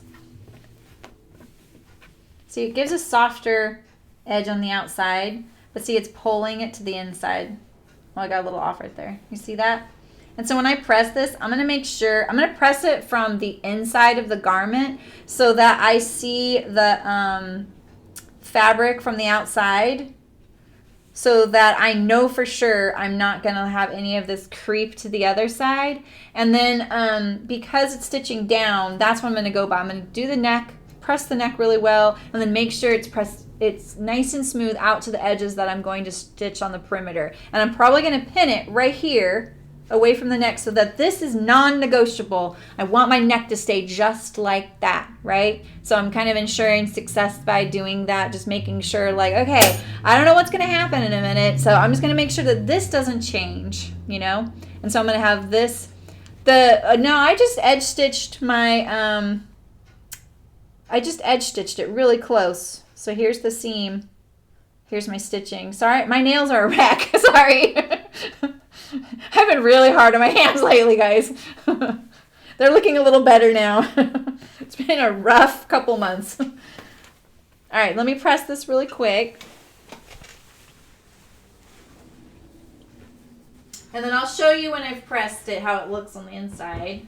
But it's laying nice and flat so far.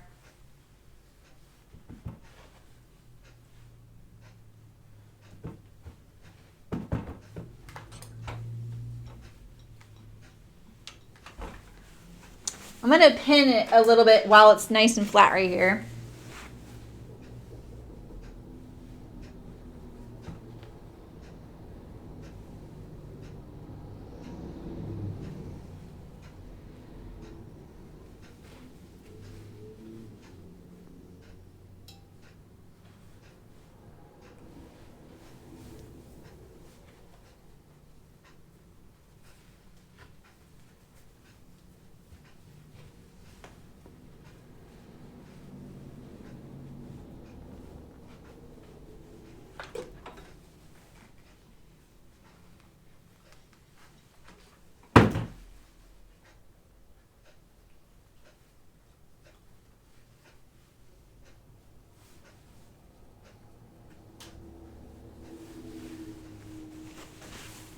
Okay.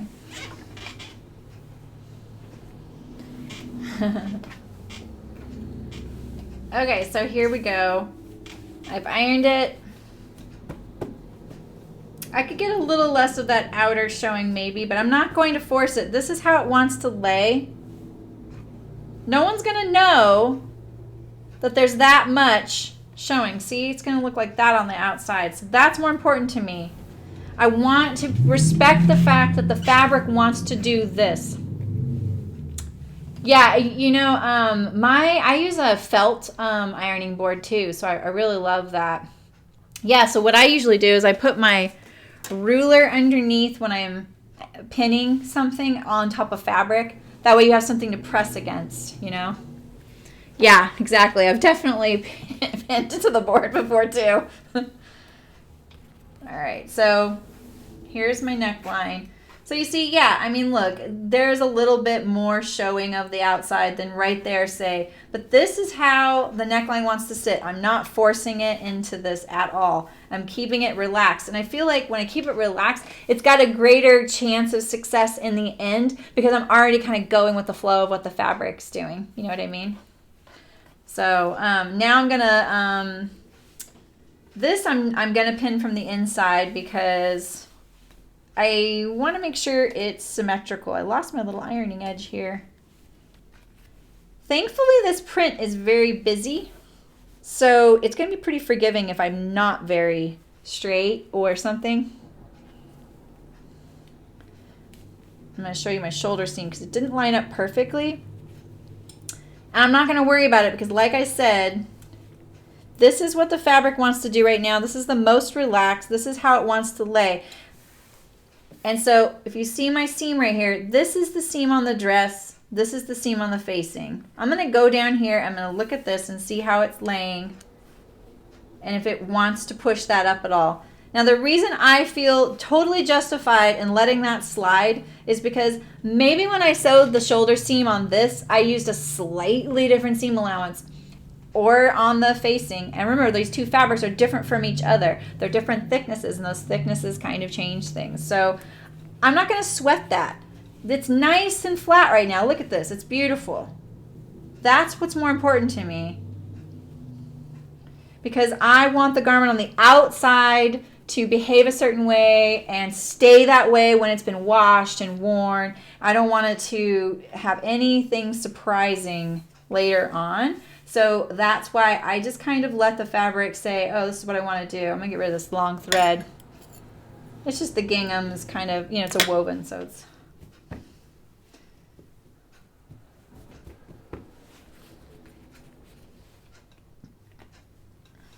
It's bugging me that the gingham is cut a little bit crooked.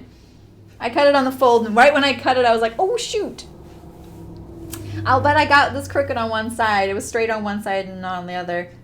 But like I said, I was really dipping into my precious gingham, so I didn't really want to cut it again.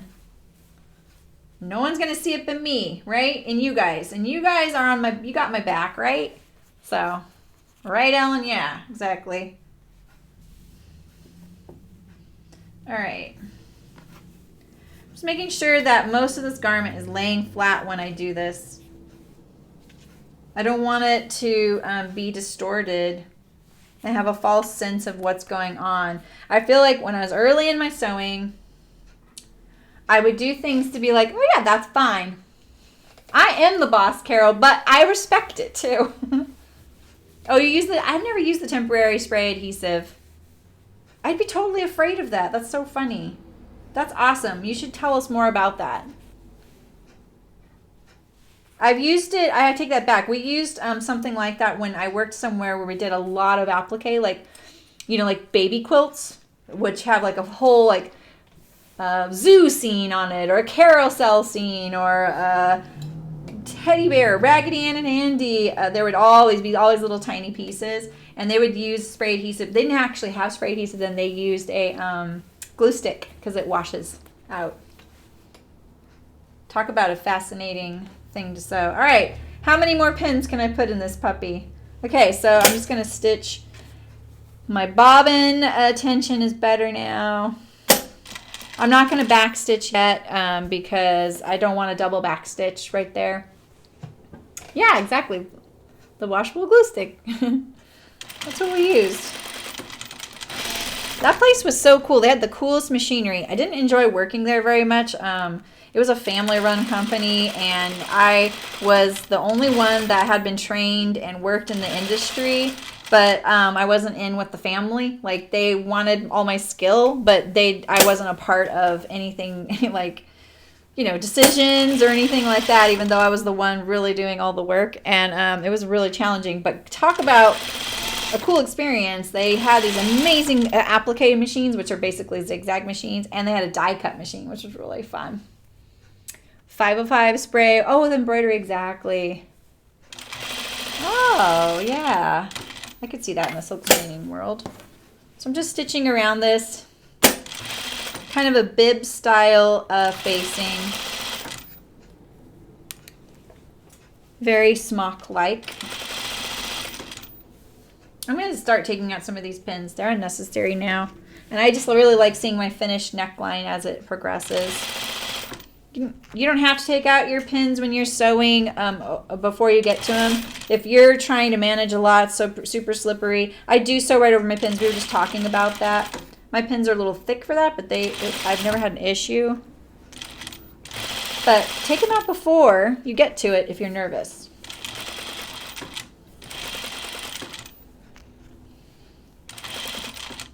This is so much lighter weight than that Howery was. Yeah, exactly, Nancy. That's a good way to put it. The other added layer of interesting was the fact that they were all women. And obviously I love women. But working for an all-women run, family-run business is a whole layer of crazy. You had the sisters who co-owned it, a daughter, two daughters who worked there, and me.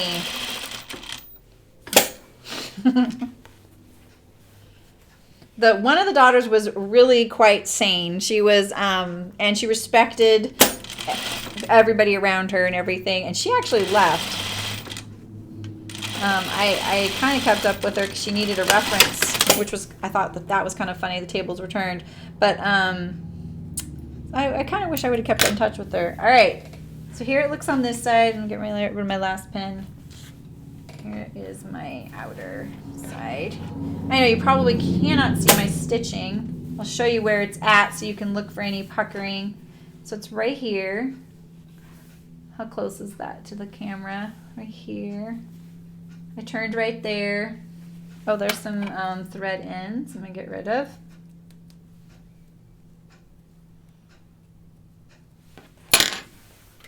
There we go. Nice finished neckline. And then look what it's going to look like on the hanger. It does my favorite thing. So cute. Another layer of crazy. Yeah, that is definitely one of my sayings. Whole nother layer of crazy. And I just said, okay, I got a really great job offer. Like you guys. Bye. I was just too young and not equipped to handle the kind of social dynamics that company had going on, man. You know what I mean? Okay, so I'm going to do the side seams and then I'm going to do my sleeves. We are finally at some... Oh, you guys, I made a big old mistake. I needed to finish my shoulder seams right there because I just totally spaced it. I'm not going to worry about it because my seam allowance here is 5/8, right? So this much of my seam is going to be gone. This is how much of my raw shoulder seam is going to show. So hanger appeal, yeah, exactly. So you know what I could do right now is I could top stitch down on my shoulder right here. No one would probably notice. It would just give it an extra layer. But look at how wide that is. That's not going to unravel there. Night, Ida. Sleep well. Thanks for coming by.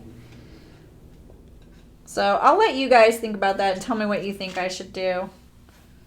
But yeah, I was about to say, oh, we haven't gotten to a single seam where we need to finish yet. Oh well. If you were reading the instructions, you wouldn't have done that. Is that what you're saying?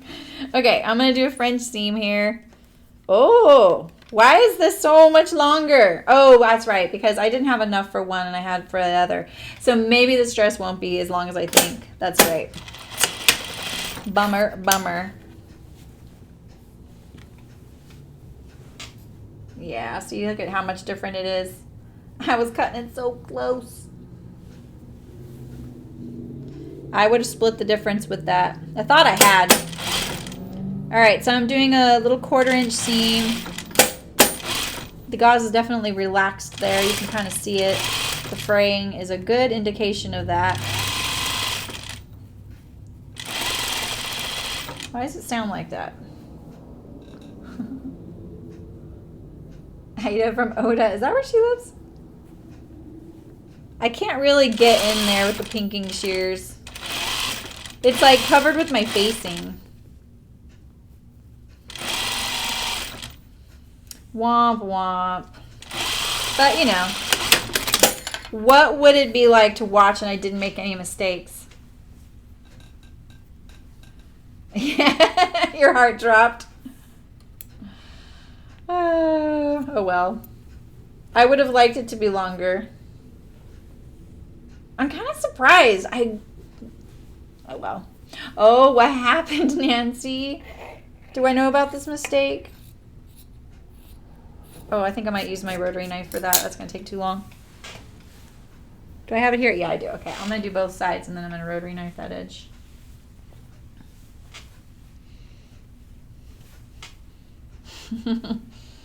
Did you say it in the group? I can't remember. It's been a week, you guys. Just yesterday. I did a week's worth of weird stuff just yesterday. My puppy had to be taken to the vet in an emergency. He got bit by something. We think he got bit by something. And, it was not good. He's fine now. It's fine now. I hope. All right, I'm actually gonna look at my other side seam because of this difference. I want to make sure I get it about in the same spot, you know, like this. I'm just gonna kind of line it up here.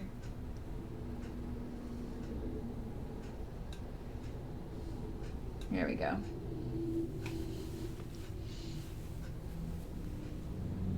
Oh, I did see that. That is a long seam to do that. Bummer. Have you tackled it since? I'm growing out my bangs and they're driving me crazy. That's why they're so weird looking right now.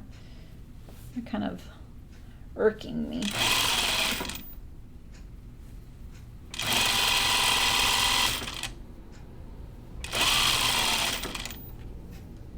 Okay, here we go.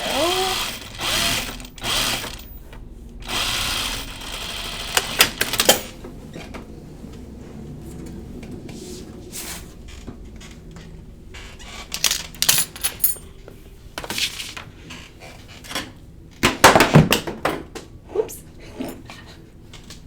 I don't have much right there, but it just fell, what I did have.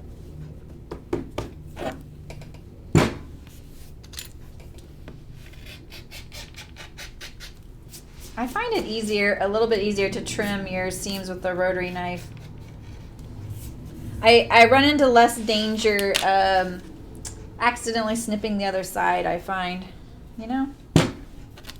The weight is there so that I don't push my mat off the table because it doesn't want to stick to this sewing table. That's the only reason I'm using the weight. I don't really need to weight my garment down.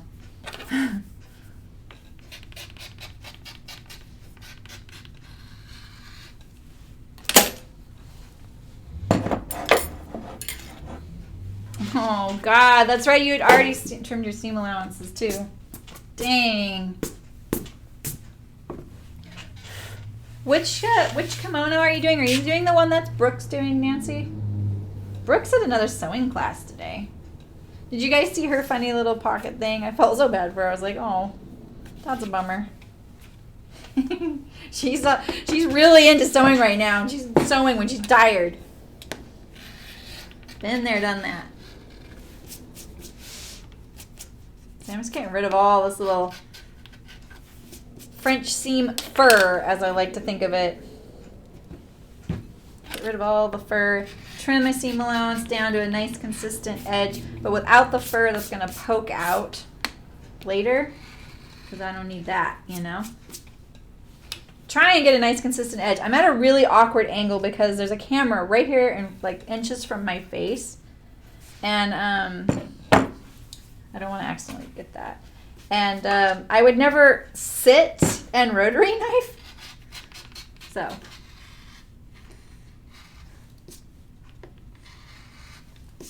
This is something I would hop up and go do at my table usually.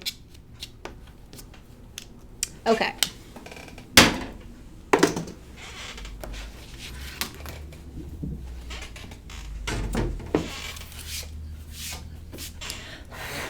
get rid of all this. I don't want it on my dress. Shake it off. All right, fire up my iron. Cool. Let me see what your guys are saying while I warm up my iron. Nice, Nancy, you're back on track. That's awesome. The Coachy, that's right. Ooh, Carol, you did? Does he like them? I asked my husband the other day, I'm like, so have you worn those pants? No pressure if you haven't. I'm just curious what you would change about them. And he instantly was like, okay, here's the thing that I would like. I would like them, what do you say, a little longer. And he's missing the coin pocket. He really misses the coin pocket. That's awesome. Yeah, I know, right, Ellen? I can't remember. I don't know what she's sewing today, but she's been sewing a lot. And she did the last Saturday. She did a Wixton Howery class, which was so funny because I think that's what we were sewing that day. And then went home and finished it. And then she cut out her needle sharp subscription box, and it also had a kimono, and I can't remember which one she had. It wasn't the Coachy and it wasn't the Hurry, it was something else, but she had some really great double gauze with stripes, and it's one she's going to wear in the house. So that's awesome, Carol. I want to make another pair for my husband and fix it like that. His prototype. I want to taper the leg a little bit as well. He doesn't want that, but I do. And I'll add the coin pocket. He says, yeah, I don't know if you must not use a coin pocket because it's like, maybe it's a guy thing. He said, because I am missing that thing constantly. And I was like, well, what do you put in there? He's like, coins. I was like, okay. I did not know. So I felt really terrible that I didn't add one of those, but pretty sure that pattern doesn't have a coin pocket, and I didn't add it. And I take it off of my ginger jeans because it bugs me. In fact, the one pair I have it on, it bugs me so much. I'm always catching my fingers in it and stuff like that. So let me iron this French seam, and then I'll sew it up.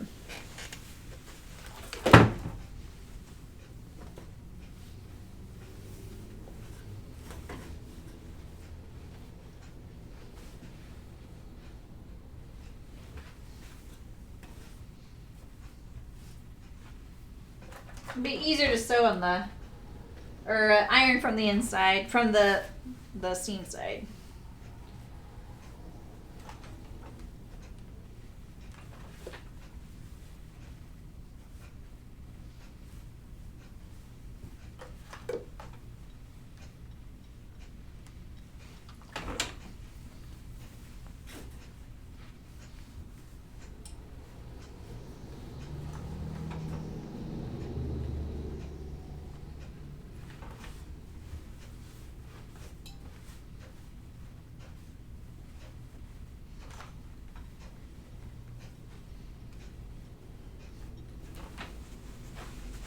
Oh, I need to iron it the other way too. That's right.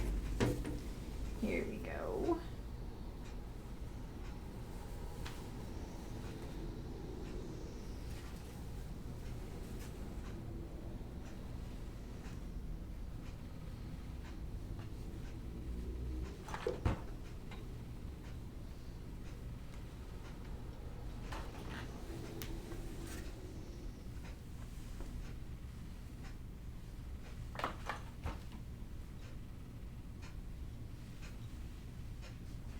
It's looking so nice on the inside. Look at that.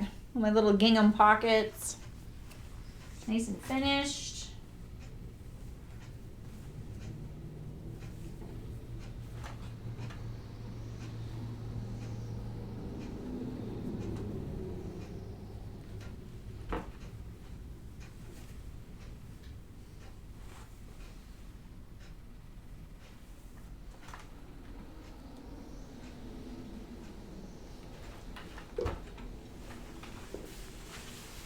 Okay.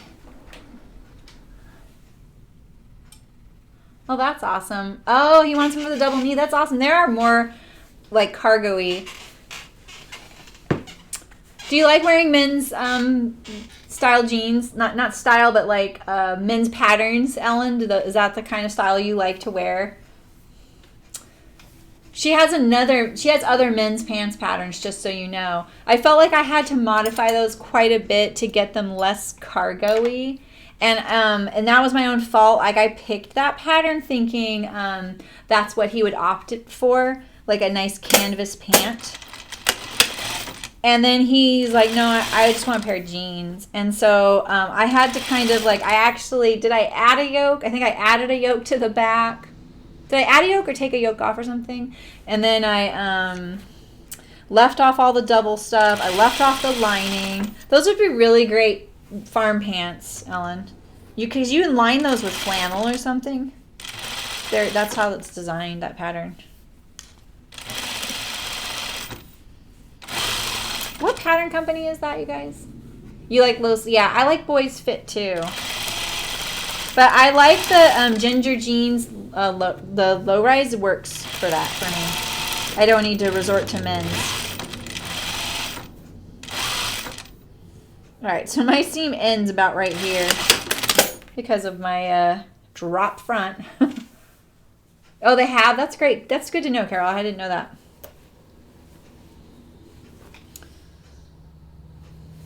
I've seen people make the gingers for guys too.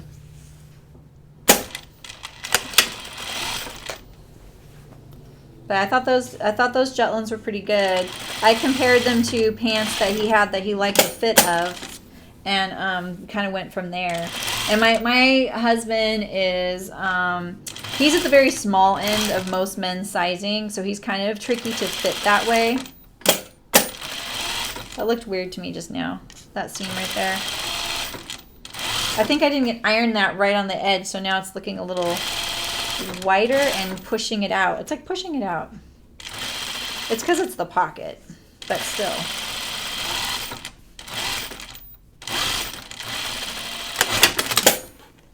All right, so let's see. High waist is darling. You mean like on the gingers? Because that's on other people. Yeah, I'm not a big. I don't like high waist. On me, yeah, exactly. It looks great on other people. There's some pant patterns out there. I'm like, no, I'm never making that. Okay, so here's my little. This would be so cute, just like this. It's looking very farmy right now, isn't it? I'm just gonna look my side seam over. I just like to look at it like after a French seam. I kind of just give it a once over. Easier to change now than later. Okay, I'm going to do the sleeve. Underarm seam first.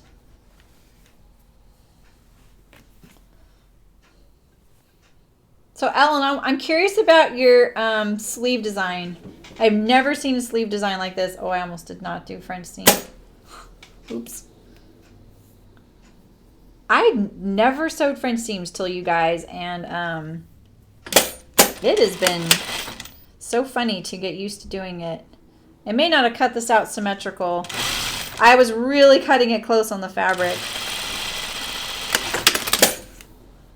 This is short enough that I can trim.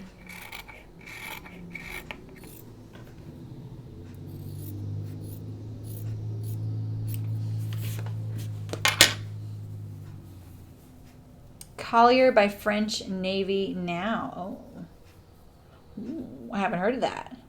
The Collier sounds kind of familiar though. Actually, I think maybe I have a customer with that last name.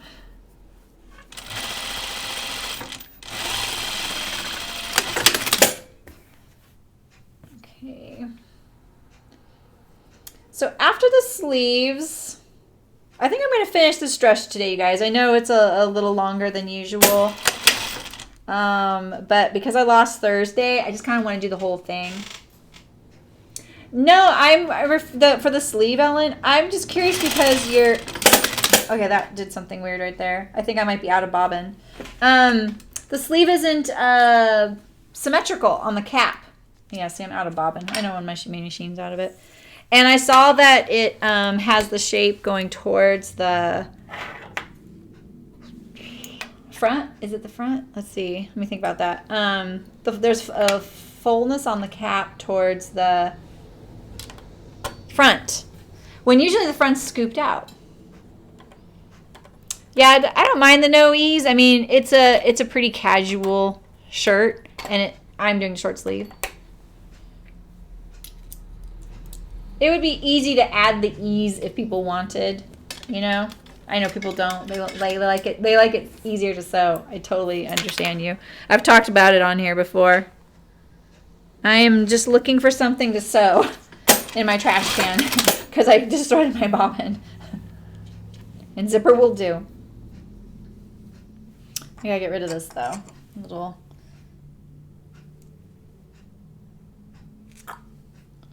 So yeah, I'm gonna finish this today so I can get back on track.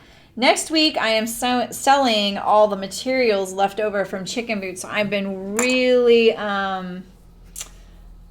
we are, all right, I am, been like full-time just cataloging everything, counting things. It has been massive effort, you guys. Oh, you drafted it to fit your shape. Okay. That's exactly what I thought. Why am I using those scissors? Okay. Sorry, I'm taking out this little, so when I did my start of my sleeve, I ran out of bobbin and it like, you know, technical terms, right? I'm going to start from the top of my, when I know that I cut this a little wonky, see I cut this a little wonky right there, I'm going to start from the top of the sleeve down. I don't mind adjusting the hem, making it, you know, fixing that. I don't want to adjust this. That's less negotiable, you know?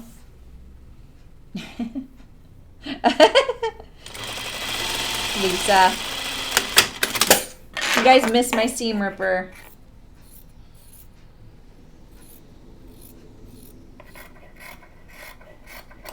I've seen some streamers have like an app and built in, and it'll remind the streamer to drink water.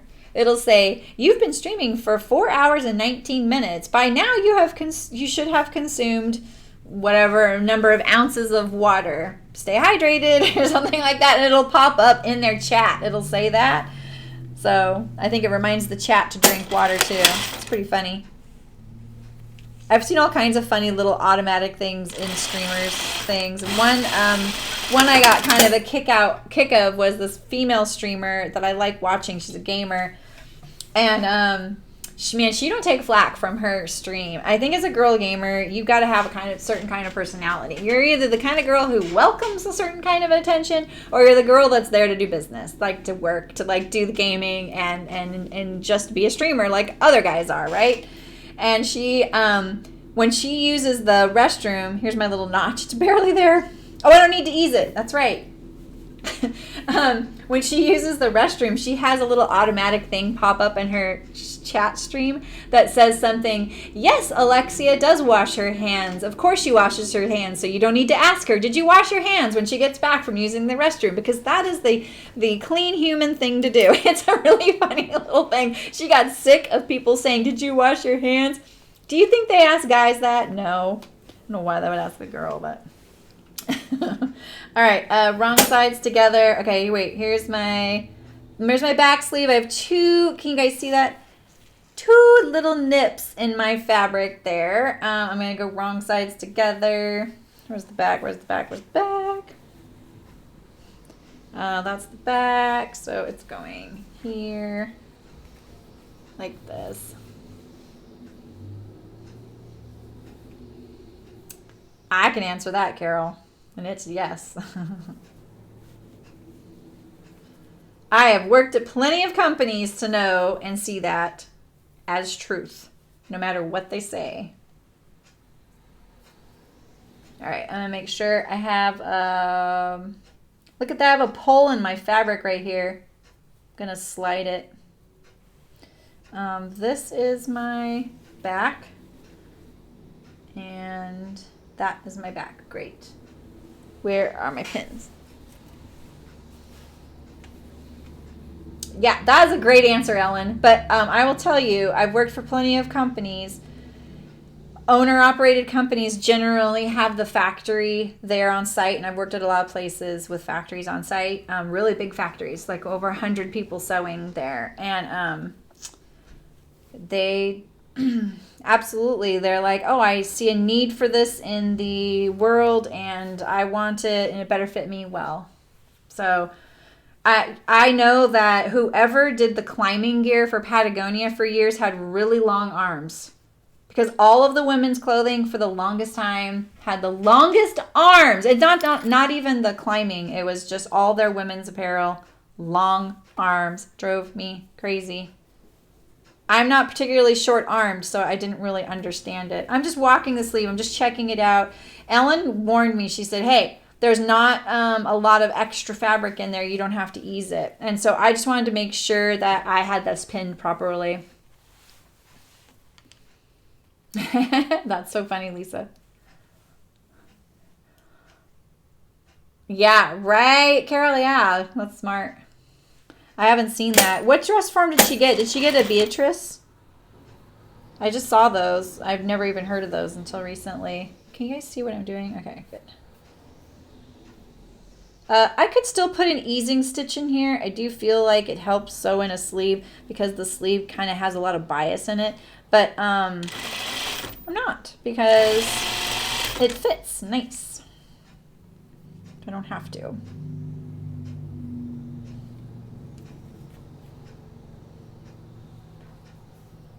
There's a little bit. It could be because I cut my, did I cut this on a different grain? I may have had to cut my sleeve on a different grain. Remember, I was kind of treating this like a wearable muslin because I didn't have enough fabric to make it, and I've never made one before. So I kind of bend the rules a little bit more when it comes to things like that, you know?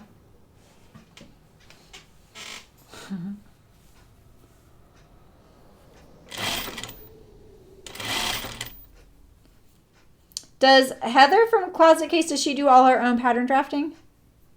Did she do it all? I thought she did, but then something she says occasionally, I'm like, oh, maybe they hire that out. Yeah, stay stitches are great. Yeah, exactly, Alan. I like stay stitches. Because even though it's the same measurement, the curve of the sleeve is different than the curve of the armhole for obvious reason. It is a Beatrice. Yeah, did you see, Melinda, on the Love to Sew podcast, they have free something or other right now, shipping or something? I thought about splurging and getting one of those. It would be a huge splurge. I don't really feel the need to have a dress form, but what I would really like is something to put my garments on for photos. So I don't always have to change into it. It would make things so much easier. Because the dress form I have was given to me, and it's tiny. It's like my daughter's size. She has a drafter now. That's what I thought. It was the way she said something in the Curvy post that made me go, oh, yeah, they probably do hire it out. I don't know.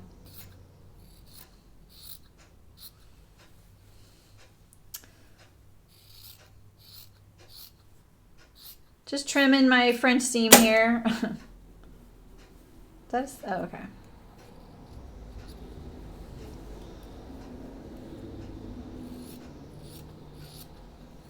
I couldn't watch someone do that part. That would make me nervous.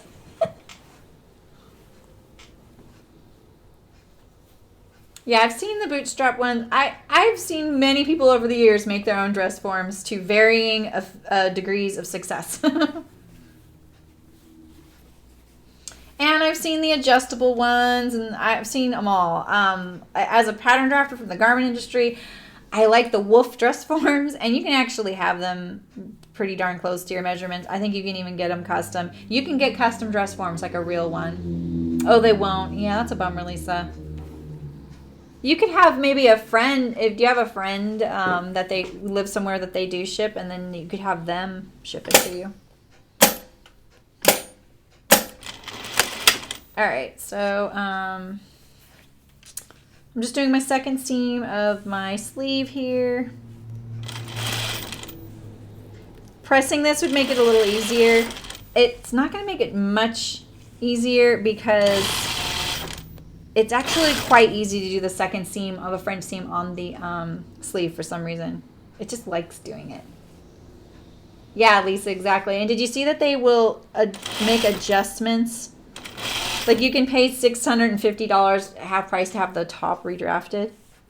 What I want to know is when you look at the dress form. So when dress forms in the garment industry, when you're talking about them, you talk dress form or pant form. Now a pant form has legs. A dress form does not. It's a skirt bottom.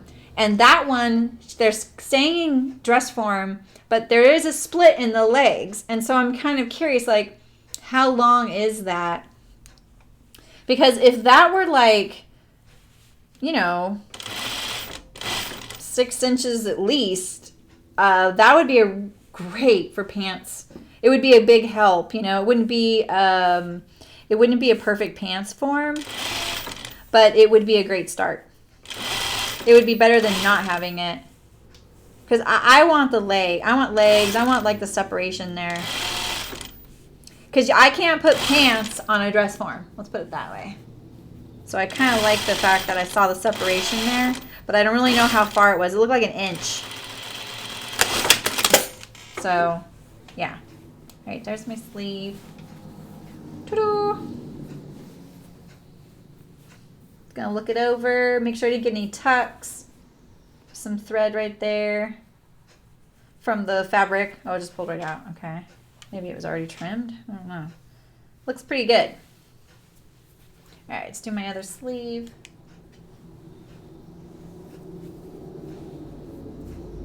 Wrong sides together, and I always press the underarm seam towards the back.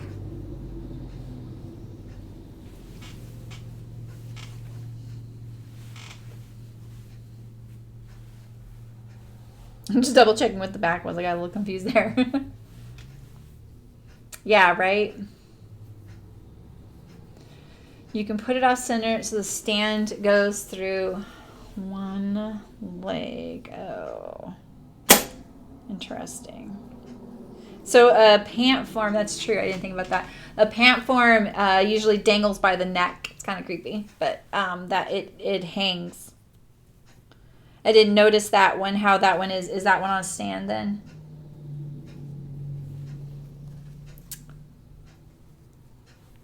Yeah. Yeah, I might do it. It would be nice. I like that it looks like a dress form, you know? Like that it doesn't look like plastic, you know? It's an actual dress form. I like that.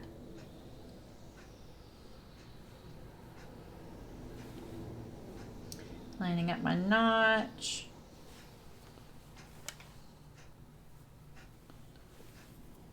Okay. All right. I'm not even going to check it. I'm just going to go for it because we've already sewn one now. We know what to expect.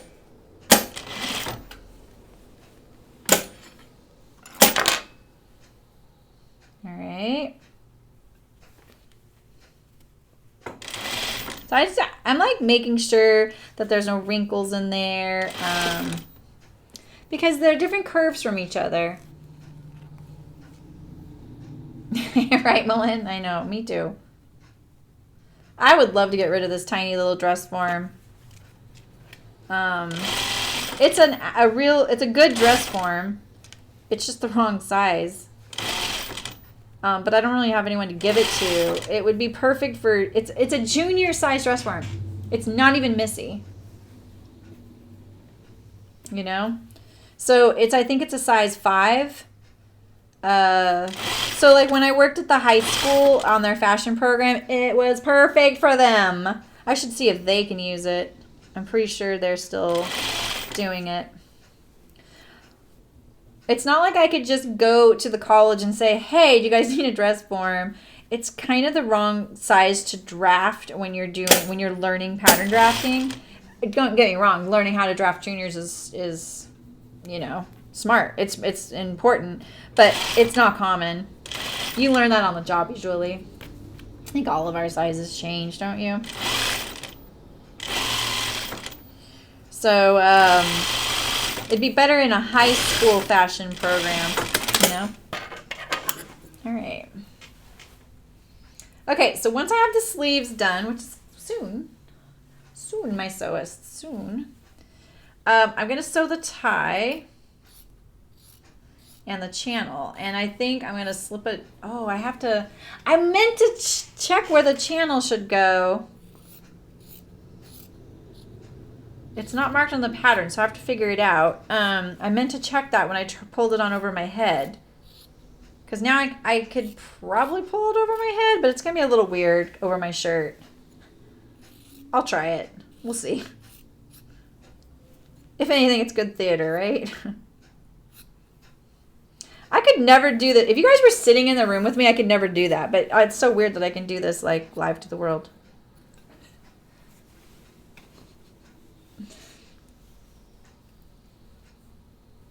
Yeah, right, Nancy? It's a different proportion. Exactly. Yeah. Oh. I saw a really great tutorial on making the calf adjustments. It might be in that Ginger Jeans packet of changes. I think it's in there. All right.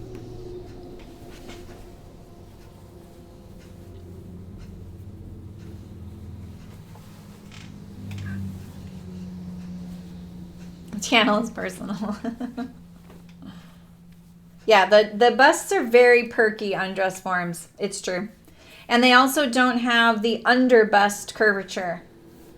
The thing about a dress form is, guys, you don't really need one unless you are fitting things that are really tricky and you're fitting them often. Like, I know it would be really great to have one. I'm not disputing that because I would like having one too. I don't know how often I would actually use it for fitting. That's the thing, is I feel like it would be a really expensive prop for me, you know? Where'd my seam go? And I'll tell you why. Because we don't typically drape garments for patterns. That's a very unique way to draft patterns. It's not done in the garment industry except in couture. Like for like high fashion runway stuff, that's when they drape. There's occasionally, I've worked for small companies that are having a lot of fit issues, and then they'll hire me because they're like, oh, we need a professional pattern drafter, someone has experience. We want you to fix our issues. And they think I can just do that by going, oh, I see what's wrong, and adjust a few things. But it's not like that. It's usually because there's something bigger wrong that's affecting everything because they use the same pattern to draft everything with. So then they're like, we're going to drape everything. And then that's a whole another fiasco because there's lots of opinions on how things should fit. They don't realize it until they're really sitting there scrutinizing it, that they all have a different opinion on what they would like to see in the fit. You know? It's like all of our little biases come out when you start really being nitty-gritty about it. It's why I'm not really nitty-gritty about my sewing, because you really can overanalyze it to death. There's no one right way, and that's what's frustrating, is like when people are saying, oh, you don't do this right, or you're not showing that. I don't need to. You know, it's not always the case, so. I keep meaning to look up those Darlows. I know what they look like, but I can't think of it. I didn't get my start-stop right perfectly aligned, so I'm gonna... Another good reason not to backstitch your first thing on a circle. All right. Okay.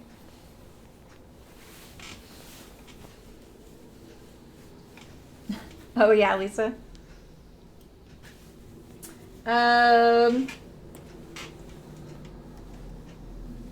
think I'm going to hold it up to me.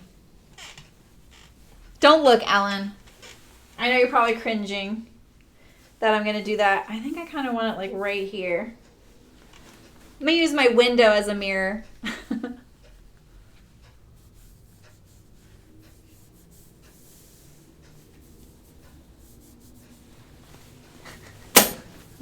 Oh gosh, you were fitting bras? Oh my god.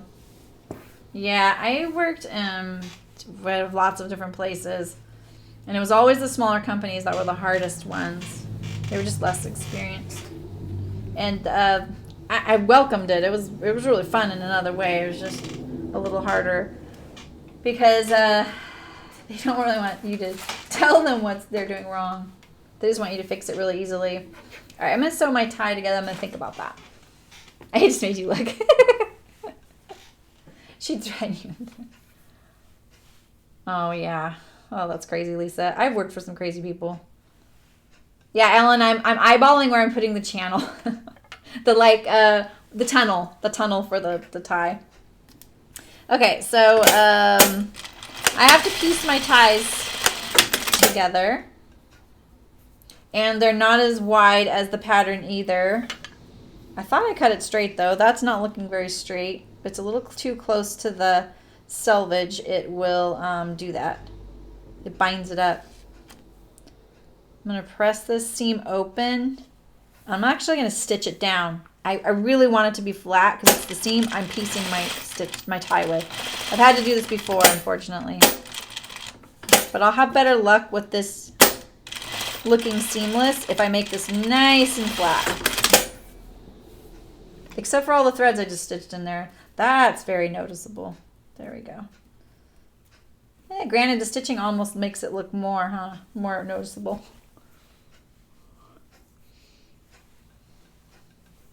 Oh, that's so funny, Malin. Isn't that funny? Proportions are so funny. I had a friend that was probably 20 pounds lighter than me, but we were the same height. Our shoulders across the back were the same. Our leg length, everything about us. And so it was really funny that she was so much thinner than me, but she could wear my clothes. They would actually fit her. And it was just because we were the same proportion. We carried it differently. Okay, so you see that that's not lined up there. I'm not going to worry about that because cutting this double gauze wasn't easy. And so I'm going to go with something that doesn't look torqued. Then lining up those cut edges. Because I think I could get into trouble if I line up the cut edges. I actually used a ruler to cut it out, not the pattern. And I still am having some issues there. And it's because, see, I'm right there right next to the selvage. The selvage can, like, bind up the measurement of the fabric and make it tighter. So sometimes it's really good to cut the selvage off so the fabric relaxes.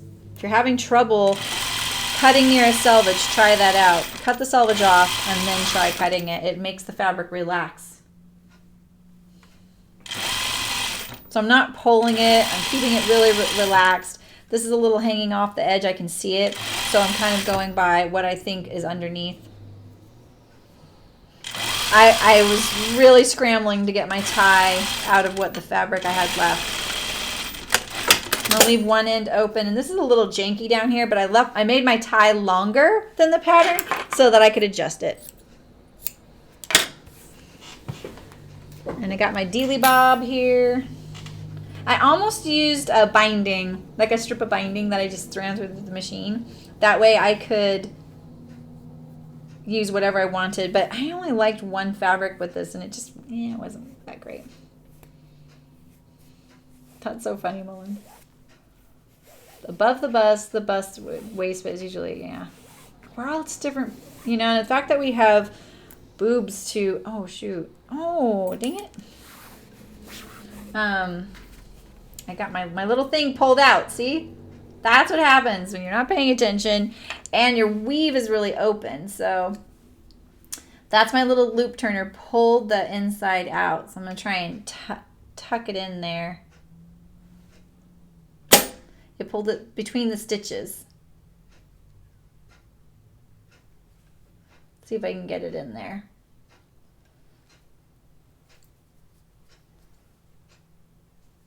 Another good use for an awl. There we go. Phew. I would have had to turn it the other way again and then do it again.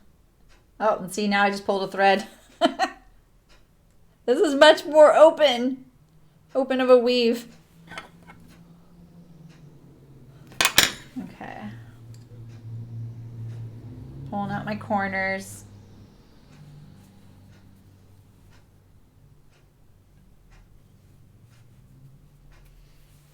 That. Just gonna look it over, make sure it's not torquing,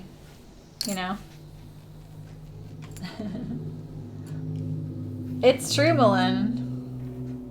Exactly. It really is true. I mean, it's the... People are really hard on ready-to-wear companies, but the thing is, I've been there, and you have to draft the size chart. And the size chart doesn't fit everybody. And it sounds really callous, but this one pattern drafter, she would say, it'll fit someone. And she didn't mean that in a way like, well, it'll fit someone. It was more of like, we knew how limiting a size chart is. No one, I mean, there's only a small proportion of people that are the exact same measurements of all of the size chart of one size, right? You're usually the bust of one, the waist of another. And a lot of care goes into coming up with those size charts, or it should. At some companies, they don't even make a size chart. I worked for a lot of companies that when they got to me, they didn't even have a size chart. And I would say, well, where's your size chart? Well, we don't have one. It's just a standard small, medium, large. I'm like, there's no standard, though. And then we'd have to start with that. And that was an interesting discussion, you know? Because it's a lot of numbers and math. People don't want to think about. Size is a hot button issue no matter who you're talking to about it. Sometimes people have biases against sizes, and they're like, well, we don't want our clothes to be that size. Well, you're just eliminating most of the population then. So I don't know who you think you're shopping to, or selling to, but that's not going to work out for very long. And they would quickly learn that. Okay, well, we'll just grade it up to a lot of different sizes to accommodate them. That doesn't work either. You need another block. And we can't afford to do that. All right, we'll just know you're cutting out that segment, you know. And that goes either direction, into petites or curvy or whatever, you know. Yeah.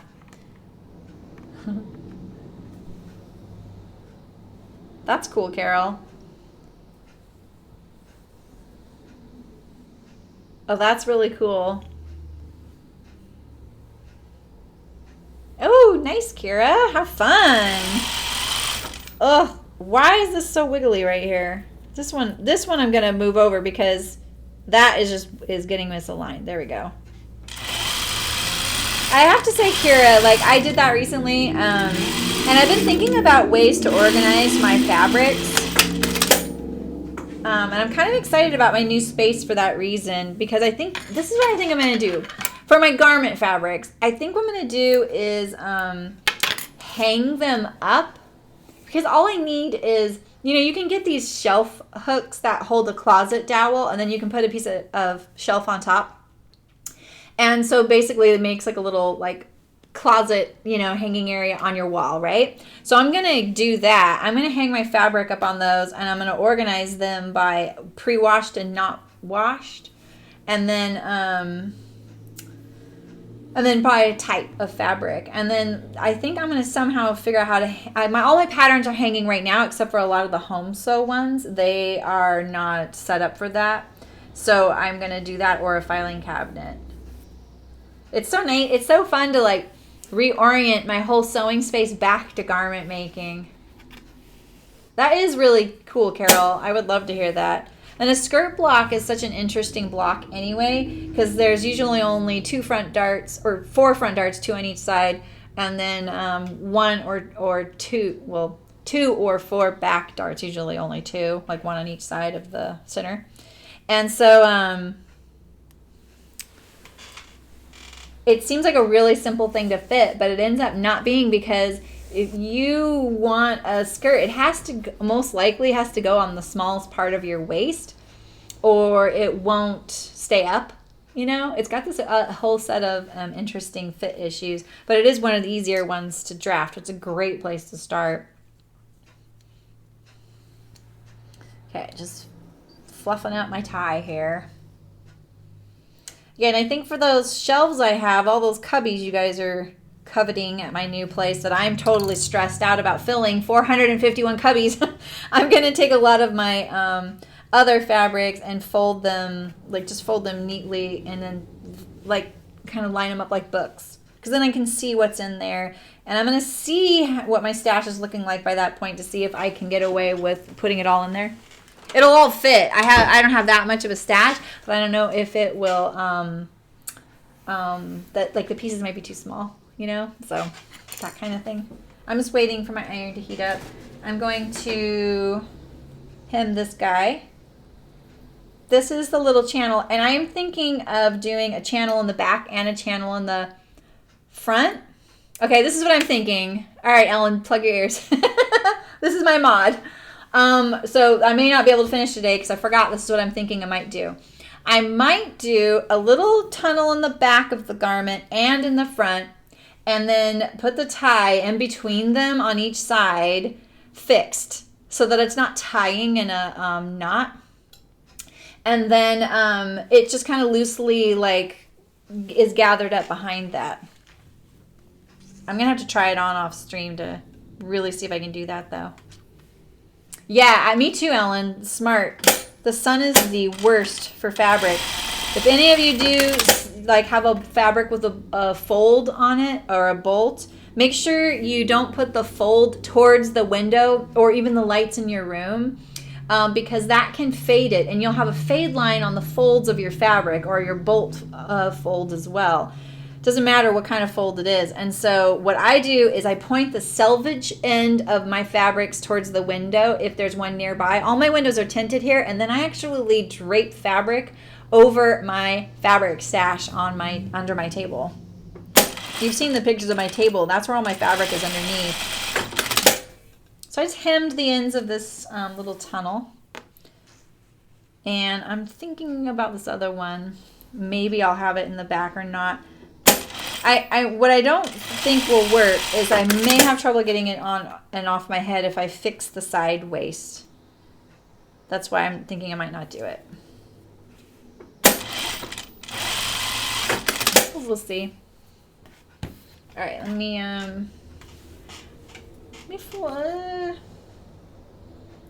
much am I going to be able to do here? Let's see.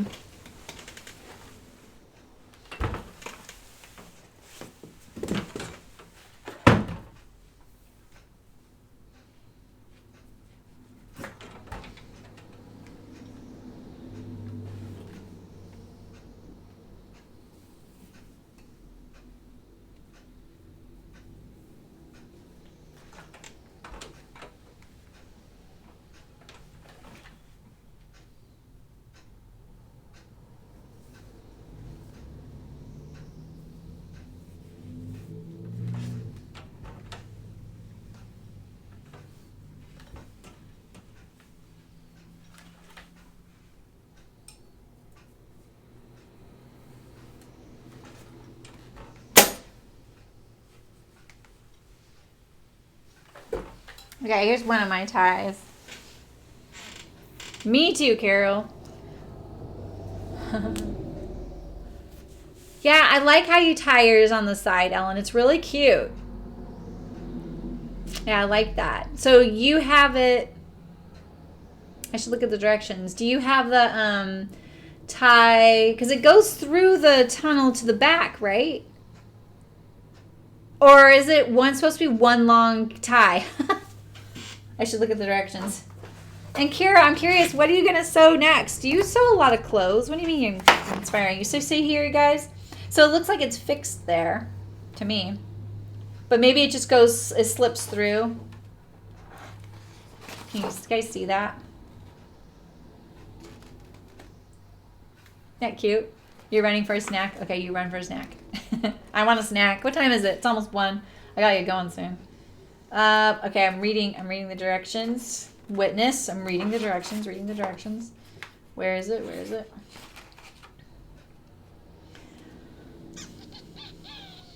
Oh yeah, so it's one long tie. And okay, so maybe I should make mine one long tie. Oh yeah. Let's do that.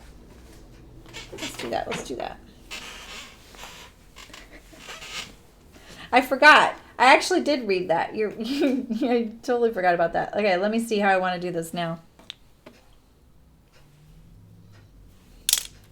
Yeah, that's what I want. I'm going to unpick my seam right here. I'm actually going to cut this first so that it's perpendicular across.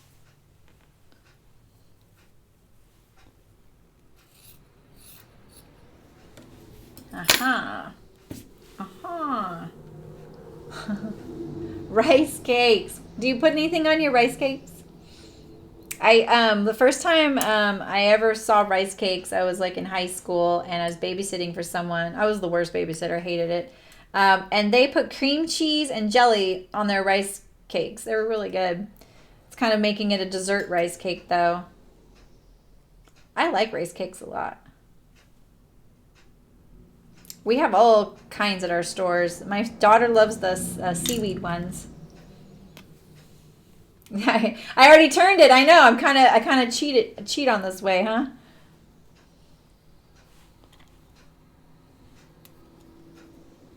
I won't have to cheat. I won't have to turn it. I just have to finish my edge now. So my tie's in like 4 pieces right now.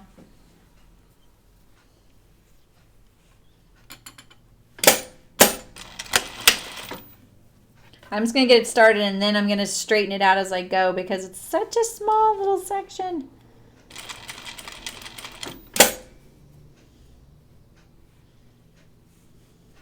Okay.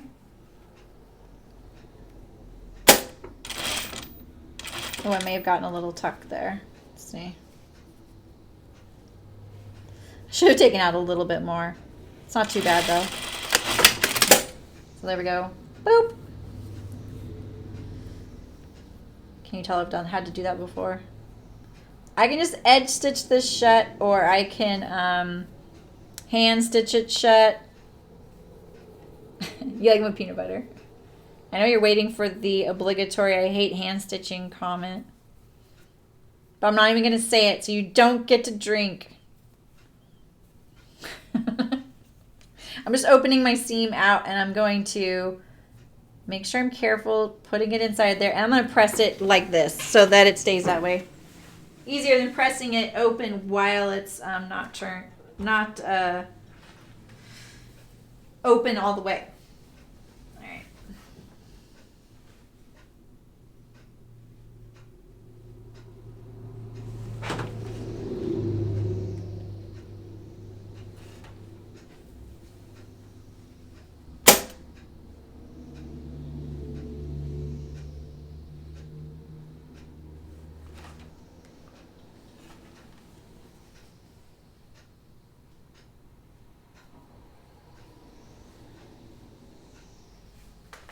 Okay, I'm just ironing the rest of my tie.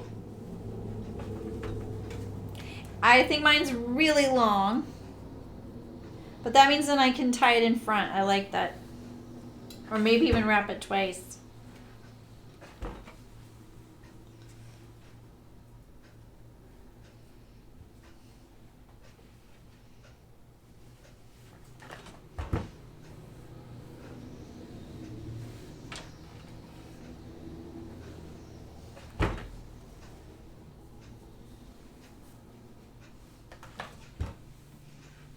Okay, almost there, almost there.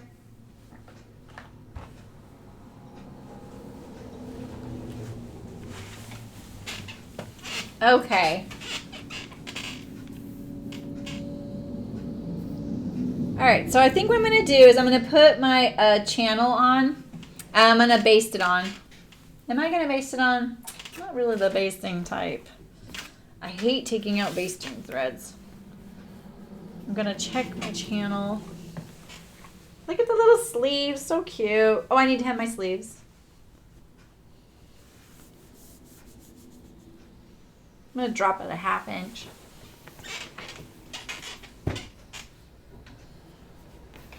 All right, so I'm going to figure out my center by lining up my garment side seams. I'm going to line it up by the armhole and the side seam. That way I know I'm getting it on the center.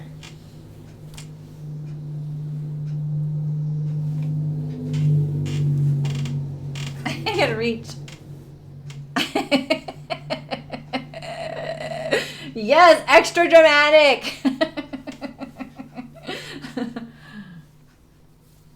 A lot of chats will automatically delete any messages with all caps.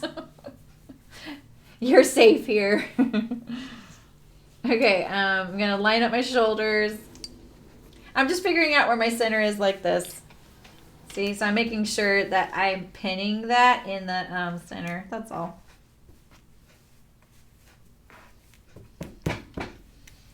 Like that. Okay, so here is my center.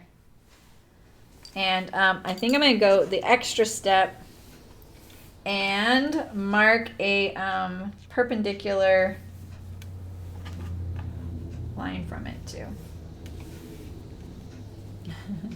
Some things just need all caps. It's so true.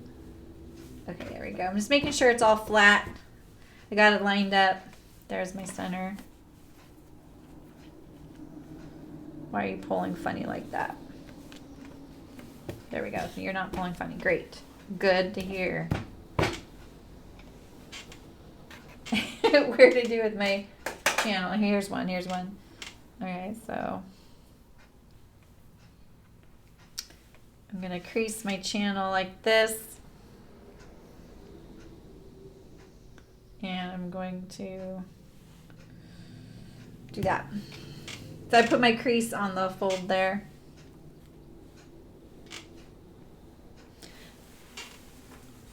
I'm going to slide my ruler inside there so I can pin against it without pinning my dress.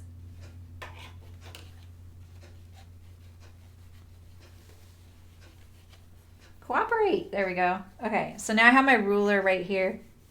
Like that. Guys, so funny.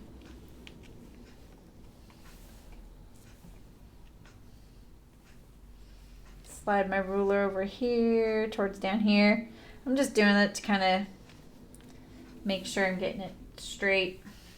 Because I'm probably not going to do all this on the other side. I'm going to trust this going forward that way. Unpin my side seam.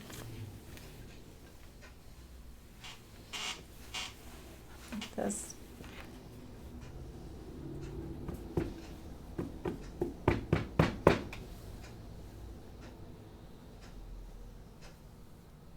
Get rid of this pin.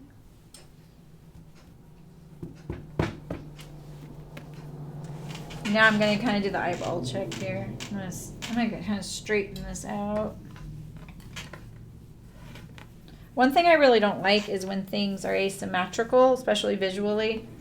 So while this may look like I'm eyeballing it, I'm not. I'm actually making sure that it's symmetrical on both sides. You just probably can't see my whole field of view. Here we go. I'm loving this pattern too.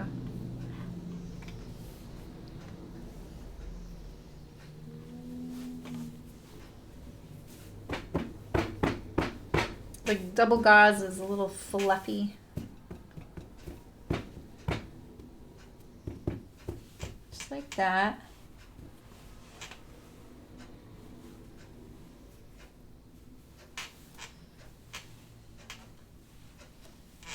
Put my ruler in there again. There we go. I'm not going to turn under the edges quite yet. I'm going to do that once I have this all secure. And I think it's in the right spot. Now I'm going to double check it by folding this onto itself and seeing where it hits. Just making sure. Okay. Now this would have been really great to place before I did my side seams. So remember when I just put it on over my clothes with the side seams open? I kind of wish I would have placed it then. That way I could have had the dress open on the sides and flat in order to stitch this down. You know what I mean? So, sorry. So, it would have been easier to get in there because now I want to really make sure that this is all straight because I'm going to scrunch the dress up now to sew it, to get it in there. So I'm just kind of pinning in the middle because I'm about to turn under this long edge. I can iron it. Would that make you feel, guys feel better? I'm going to do that. It'll make me feel better.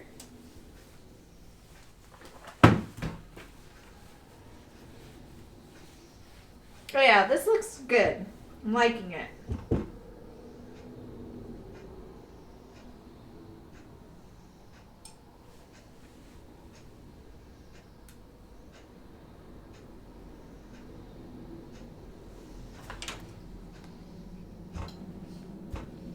I think the traffic noises you hear too are, it's raining out there, so there's a lot of water on the ground.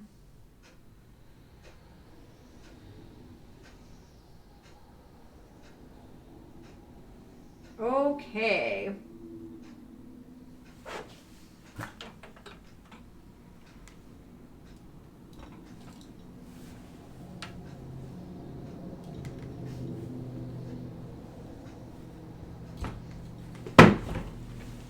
I feel bad for all the people who are like, oh, I'm going to check out this, yeah, find your sweet spot. Exactly.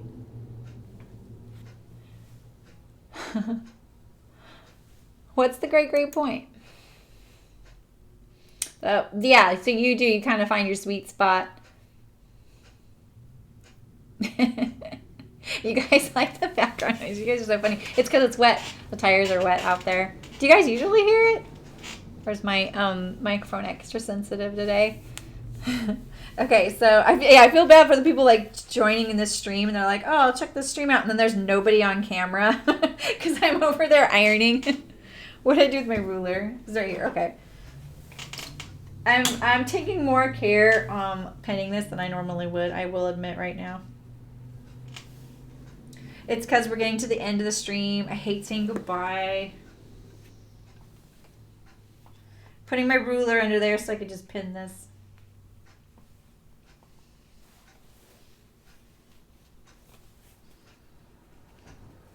I have learned that these see-through rulers, they don't really enjoy being ironed.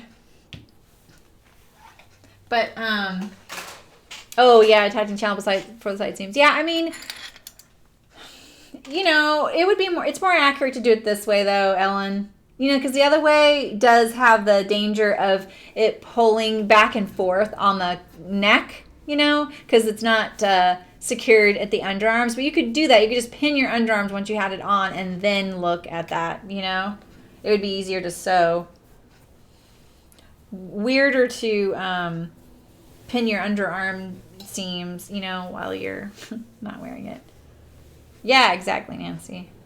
All right, so I'm going to stitch it down.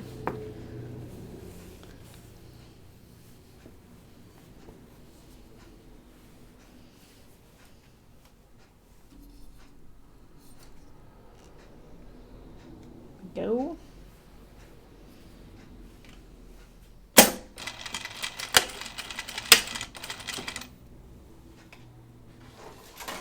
Give me my pie. There we go.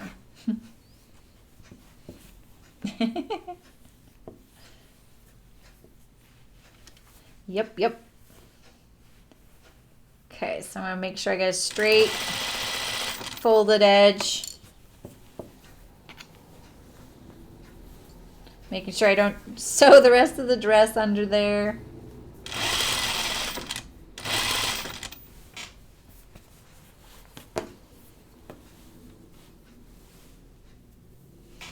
Thought I was for a second there. It's just all out of the way, so I was looking for something to move out of the way, and there's nothing there. Okay, so I have that little like turn under pocket thing I don't like, so I probably should have paid attention on the other side for that. What I'm going to do now is I'm going to turn under a corner of this fold and tuck it. See, like that? I hope you can see that. He's that. Yeah, you could temporarily spray.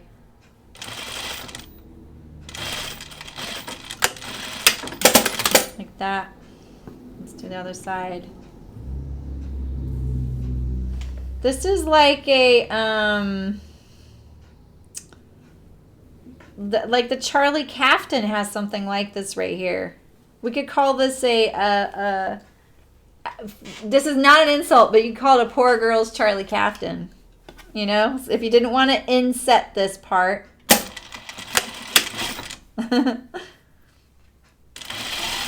I'm looking forward to better weather so I can wear my Charlie captains again.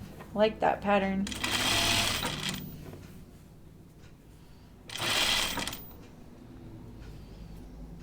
I feel like I could have done a better job at this tucking this corner thing in on the other side too.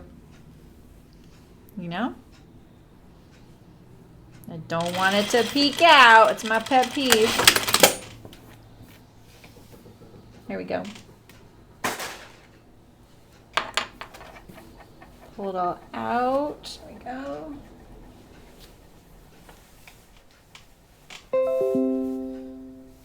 There it is, right there.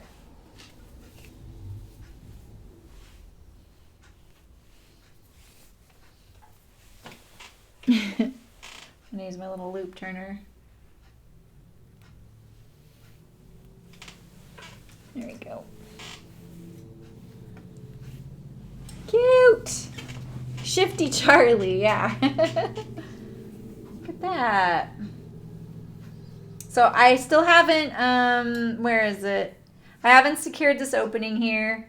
So I'm going to decide how long I want the tie. So I may be making adjustments. I'm just going to allow myself that. This is not okay with me. I should have dealt with this a little better right here. I'm going to trim it off for now, but I may go back there, pop out that seam, and then tuck it under so that I don't have these threads poking out eventually, because that screams home sew to me, you know? So, so maybe what I would do differently next time is I would sew 2 of these together, right sides together, turn it right side out so it's finished on all edges, and then just top stitch down. Because then I don't have that, because that's a pet peeve for me. You guys know that. I don't like my stuff hanging out right there. And because it's bugging me right now, I'm in danger in cutting my dress because I'm not thinking clearly. So, all right, that looks really cute.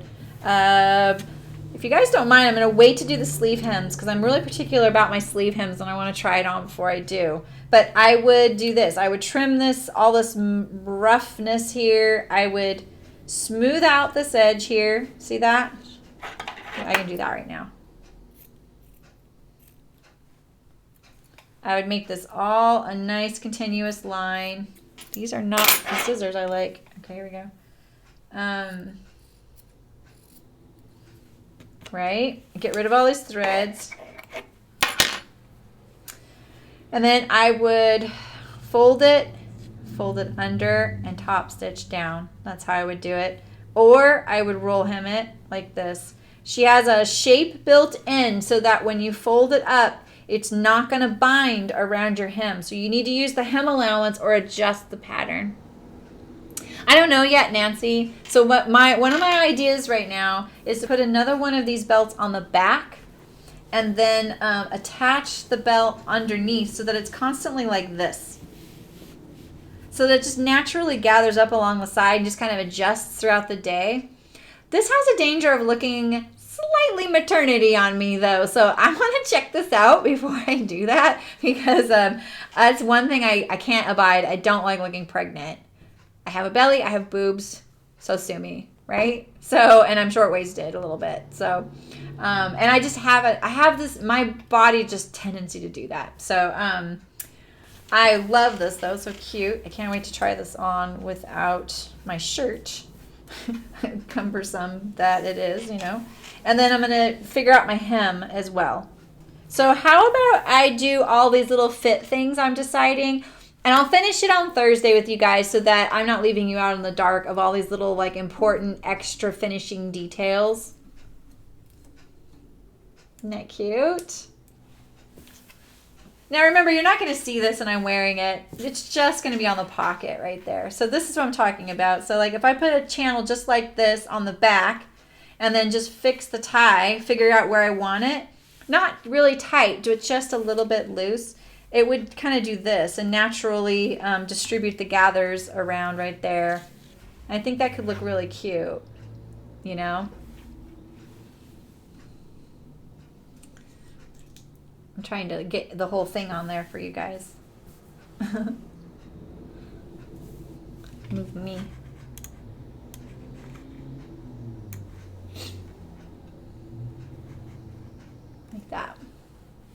It's so cute. It looks so country now with the gingham, you know? It'd look cute with red. Red shoes. I love red shoes. I have a lot of red shoes. Cool. Well, I like this. I'm excited. Thank you for such a cute design, Ellen. I feel like you know what women want to wear that want to be comfortable and cute, you know? It's awesome. And I'm so glad you join us. It's such a privilege that you do, and I really appreciate it. You're not obligated to come and sew with us, so thank you for doing that, Ellen. I really appreciate that. So maybe we'll have a little interview with you someday. I like it too. I love it because it's a woven dress that you can pull over your head. No zippers, no buttons, no buttonholes. So easy peasy. That this I could see this is the thing is like I don't know how you guys feel, but I want to alter. A lot of Ellen's patterns are really cute and really versatile, and they inspire me to want to alter them into other little things that make different variations of it. So I don't really know how you guys feel about me altering from patterns really drastically. I could teach you how, I guess, but I just want to do it, and have it. You always run over to see the finished product. I'm sorry that I don't post enough pictures. I'm trying to do that better, and the new space is going to help because I'm going to have a space for that. And because right now it's really challenging in my office. It's a factory in here. So yeah, thanks, Ellen. You're welcome. I love doing this. This is like the most relaxing part of my week. I was so bummed I couldn't stream on Thursday, but this is what yeah, this is my happy place. So okay, well, we've been live for a while. Thanks for coming early and letting me do my little things. Maybe I'll get my buttonholes in on my shirt. Yeah, it's hard to take pictures. Yeah, I have a little remote, which makes it easy, but the lighting is really weird, and it's a really like a little triangle that I'm standing in. So yeah, I need to decide what I'm going to sew next week, but you know what I was thinking is doing another Howery, but in the boiled wool and unlined. You know what I mean? You always make a weird face. Okay, good. Yeah, because I feel like if I'm not sponsored by people, I can do whatever the heck I want, right? But I know people are like, no, I want you to sew this the way the instructions say, and I want you to stick to it so I can sew it and do this. And so I understand. This is relaxing. It is really, Ellen. I mean, yeah, there's definitely a performance anxiety type of thing going on, but at the same time, I have to keep telling myself, this is my, what I want to do, what I want to sew. No one's paying me to do this. This is all my thing. This is my little side gig. I can do whatever I want, and I have to remember that. And yes, boiled wool. Exactly. Do you want to see my boiled wool? Have I showed it to you guys? It's this rust orange color. I think I showed it to you guys. So I think that maybe making a Howery that's not lined. But I have to think about that because, and a short one that I could wear like a little jacket, I think that would be nice. I just feel like I got so much of that fabric, it would be a waste if I don't sew it all.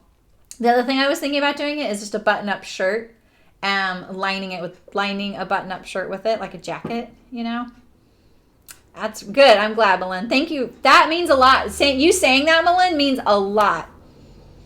I don't know, Nancy. I don't know if I would monetize that way. I have to get so many. It's kind of shocking how many I have to get. They keep dropping the number, but I'm so far away from that. The things I think about doing are, so this is one of the ideas I have, you guys, that I am thinking about, and Ellen, if you're still here, I'm kind of curious what you think as a pattern designer. I would really like to have a little page. It probably wouldn't stay little. It would probably get bigger and bigger. But of like a really short bulleted list that's a pattern review of a pattern. And not like a movie reviewer's critic. It's more of a like, these are the things I would like to say about this pattern. Was the seam allowance easy to find? Do I know any existing sizes? Did I see any pattern issues like that one pattern we saw with the sleeve grade flipped, things like that. Or some things to note when you cut this out, or this, just little things like that, and it be like the same 10 things every pattern the things that we all like to know about, you know. Chi-town chinos. I don't know what that means, but hello, Elizabeth.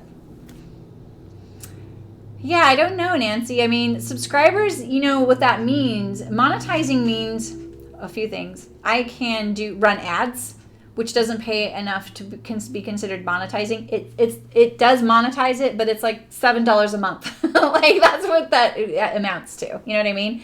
The other way people do it is they make you pay monthly for the privilege of watching, but you're not forced to. It's an optional thing. There's ways to do it where, because trust me, guys, I'm actually barely thinking about this, but I've had so many people come up to me and tell me about all these things. It's interesting, and I'm feeling a lot of pressure about it, and I'm not really that interested in it. You know what I mean? Like, I am interested in it because it has to be sustainable, and like buying all my fabric comes out of my pocket. But it also leaves me free not to have to be like, I loved this pattern, or this pattern was great. I'm not that kind of person. I'm really honest about it, and then honest in a way where it's like, I'm not putting it down. I just want you to be aware of this as a sewist, so you know going into it that you should cut the small sleeve out if you're making the large because the sleeve grade's flipped. You know, stuff like that. I feel like it's really helpful. And I'm not sure. Yeah, pattern review. That's what I'm calling it. Calling it a pattern review page. I think there is a website called Pattern Review. So I just have to be careful with saying that. And it's not going to be in depth. It's just going to be what you guys and I think is really important. Yeah, like how if the sizes run big, if they run small, or does it come in curvy? Does it come in petite? Things like that. What fabrics is suitable? Nothing that's already too obvious on the pattern that people can look up on their own. More things that they won't know until they've pulled it out of the package, cut, and sewed it. Those kinds of things. So I don't really know what it is. But yeah, being independent is really important to me. And so finding a way to get people to trust me that I will sew their garment in an honest way, but in a way that every sewist is approaching it or wants the information from is really important to me. So I don't think a lot of people are really up for that kind of sponsorship, to be honest, you know? Yeah, the website, exactly. There is a website that, exactly. But I haven't looked at that website very closely. I'm going to turn my machine off. To see what kinds of things they cover. Because if it's already on there, I would rather just link to them. I don't need to redo all the work that's already out there in the world. There's already such great information. So many people are putting so much time into their blogs and their tutorials and their handouts. I would rather point people to it and say, hey, it's already here and it's already great information. You know, I don't feel like I have to be the expert overriding on all that stuff. You know what I mean? Like, it's there. I'd much rather spend my time sitting and sewing with you. I'd much rather have more streams, but if I had more streams, it would be less prep and more stuff to sew. And I don't need 2 garments a week in my wardrobe. You feel me on that? Like, I have to figure out an outlet for some of the garments, and I have lots of ideas for that, and people give me ideas about that too. So, yeah, my own little dissection, exactly. And things that maybe people don't know because I'm not a former pattern job driver, but I've worked in the industry, so, heads up, you might want to watch this little thing on this pattern, or I've never gotten this part to fit and I've made this 6 times, so you might want to watch that too, stuff like that. I think that would be helpful to know. Just a really quick little bulleted list, a little picture of the pattern cover so that people can easily find it and it be alphabetized, Topeka, what's that? Oh, I don't know what that is. That's cool. Okay. Yeah, and Textilia is another resource that I want to delve into, and the Fold Line is another one. And I swear the Fold Line used to have, it was like a Ravelry for sewing. You sewers out there have never heard of Ravelry. It's this online community for knitters, and it's amazing. It's an amazing resource on so many levels, and there's forums on there. It's huge, and it's free. And I think the Fold Line was aiming to be that. Same with Textilia, but the Fold Line, I can't find that resource anymore. Topeka's pattern review. Okay, cool. I'll check it out. Yeah, so it is an interesting thing. So you guys are really going to explore this with me this next year. I've paid my rent in full for a year. I have my, you can thank all the people that have bought things from Chicken Boots, because if they're buying my materials, since I'm not buying fabric to make my next seasons, all that money is now in my account, just to be perfectly plain. So, yeah, Textilia aims to be Ravelry for sewing. Yeah, exactly. Yeah, exactly, Carol. Yeah, see, I've heard of patternreview.com, but I don't remember it. I don't remember how it was formatted. So I'm thinking, like, for the things we sew, it's just a really nice, simple little short bulleted list. Like, this is the size I made. These are my, and off to the side, it'll be like, here are my measurements. This is the size I made, blah, blah, blah. These are the adjustments I made. Sewing this, I don't know, just like a really nice little short synopsis. I don't want it to replace watching the video or the stream. Eventually, I may not upload the live streams either. They may be like you tune in and you see it or you miss it, because I don't really know how much I would want it to be up on YouTube, like all those videos. And they'll make more shorter how-tos for people. I'd like to do that. I'd like to make things that I just like record a how-to and put it up there that's like 10 minutes long or less. Like me, I would never sit here and watch a 3-hour video. So my hat is off to you people that are watching it. Awesome. I would on certain things, but not all the time, So anyway, I am trying to figure all that out, and it's just not at the forefront of my mind right now because I'm busy with closing a really awesome business that I hate to see go. But at the same time, I'm really glad that this is where I have to go to afterward. Because otherwise it would be a lot more painful, because it's not been easy, you guys. It is a weird thing to go through, but I'm so glad I have you guys. I'm so glad I have this stream, because it's really fun, and I really love sewing with you guys. So anywho, that was a lot of chatting. And I look forward to doing all the things you guys have been suggesting too.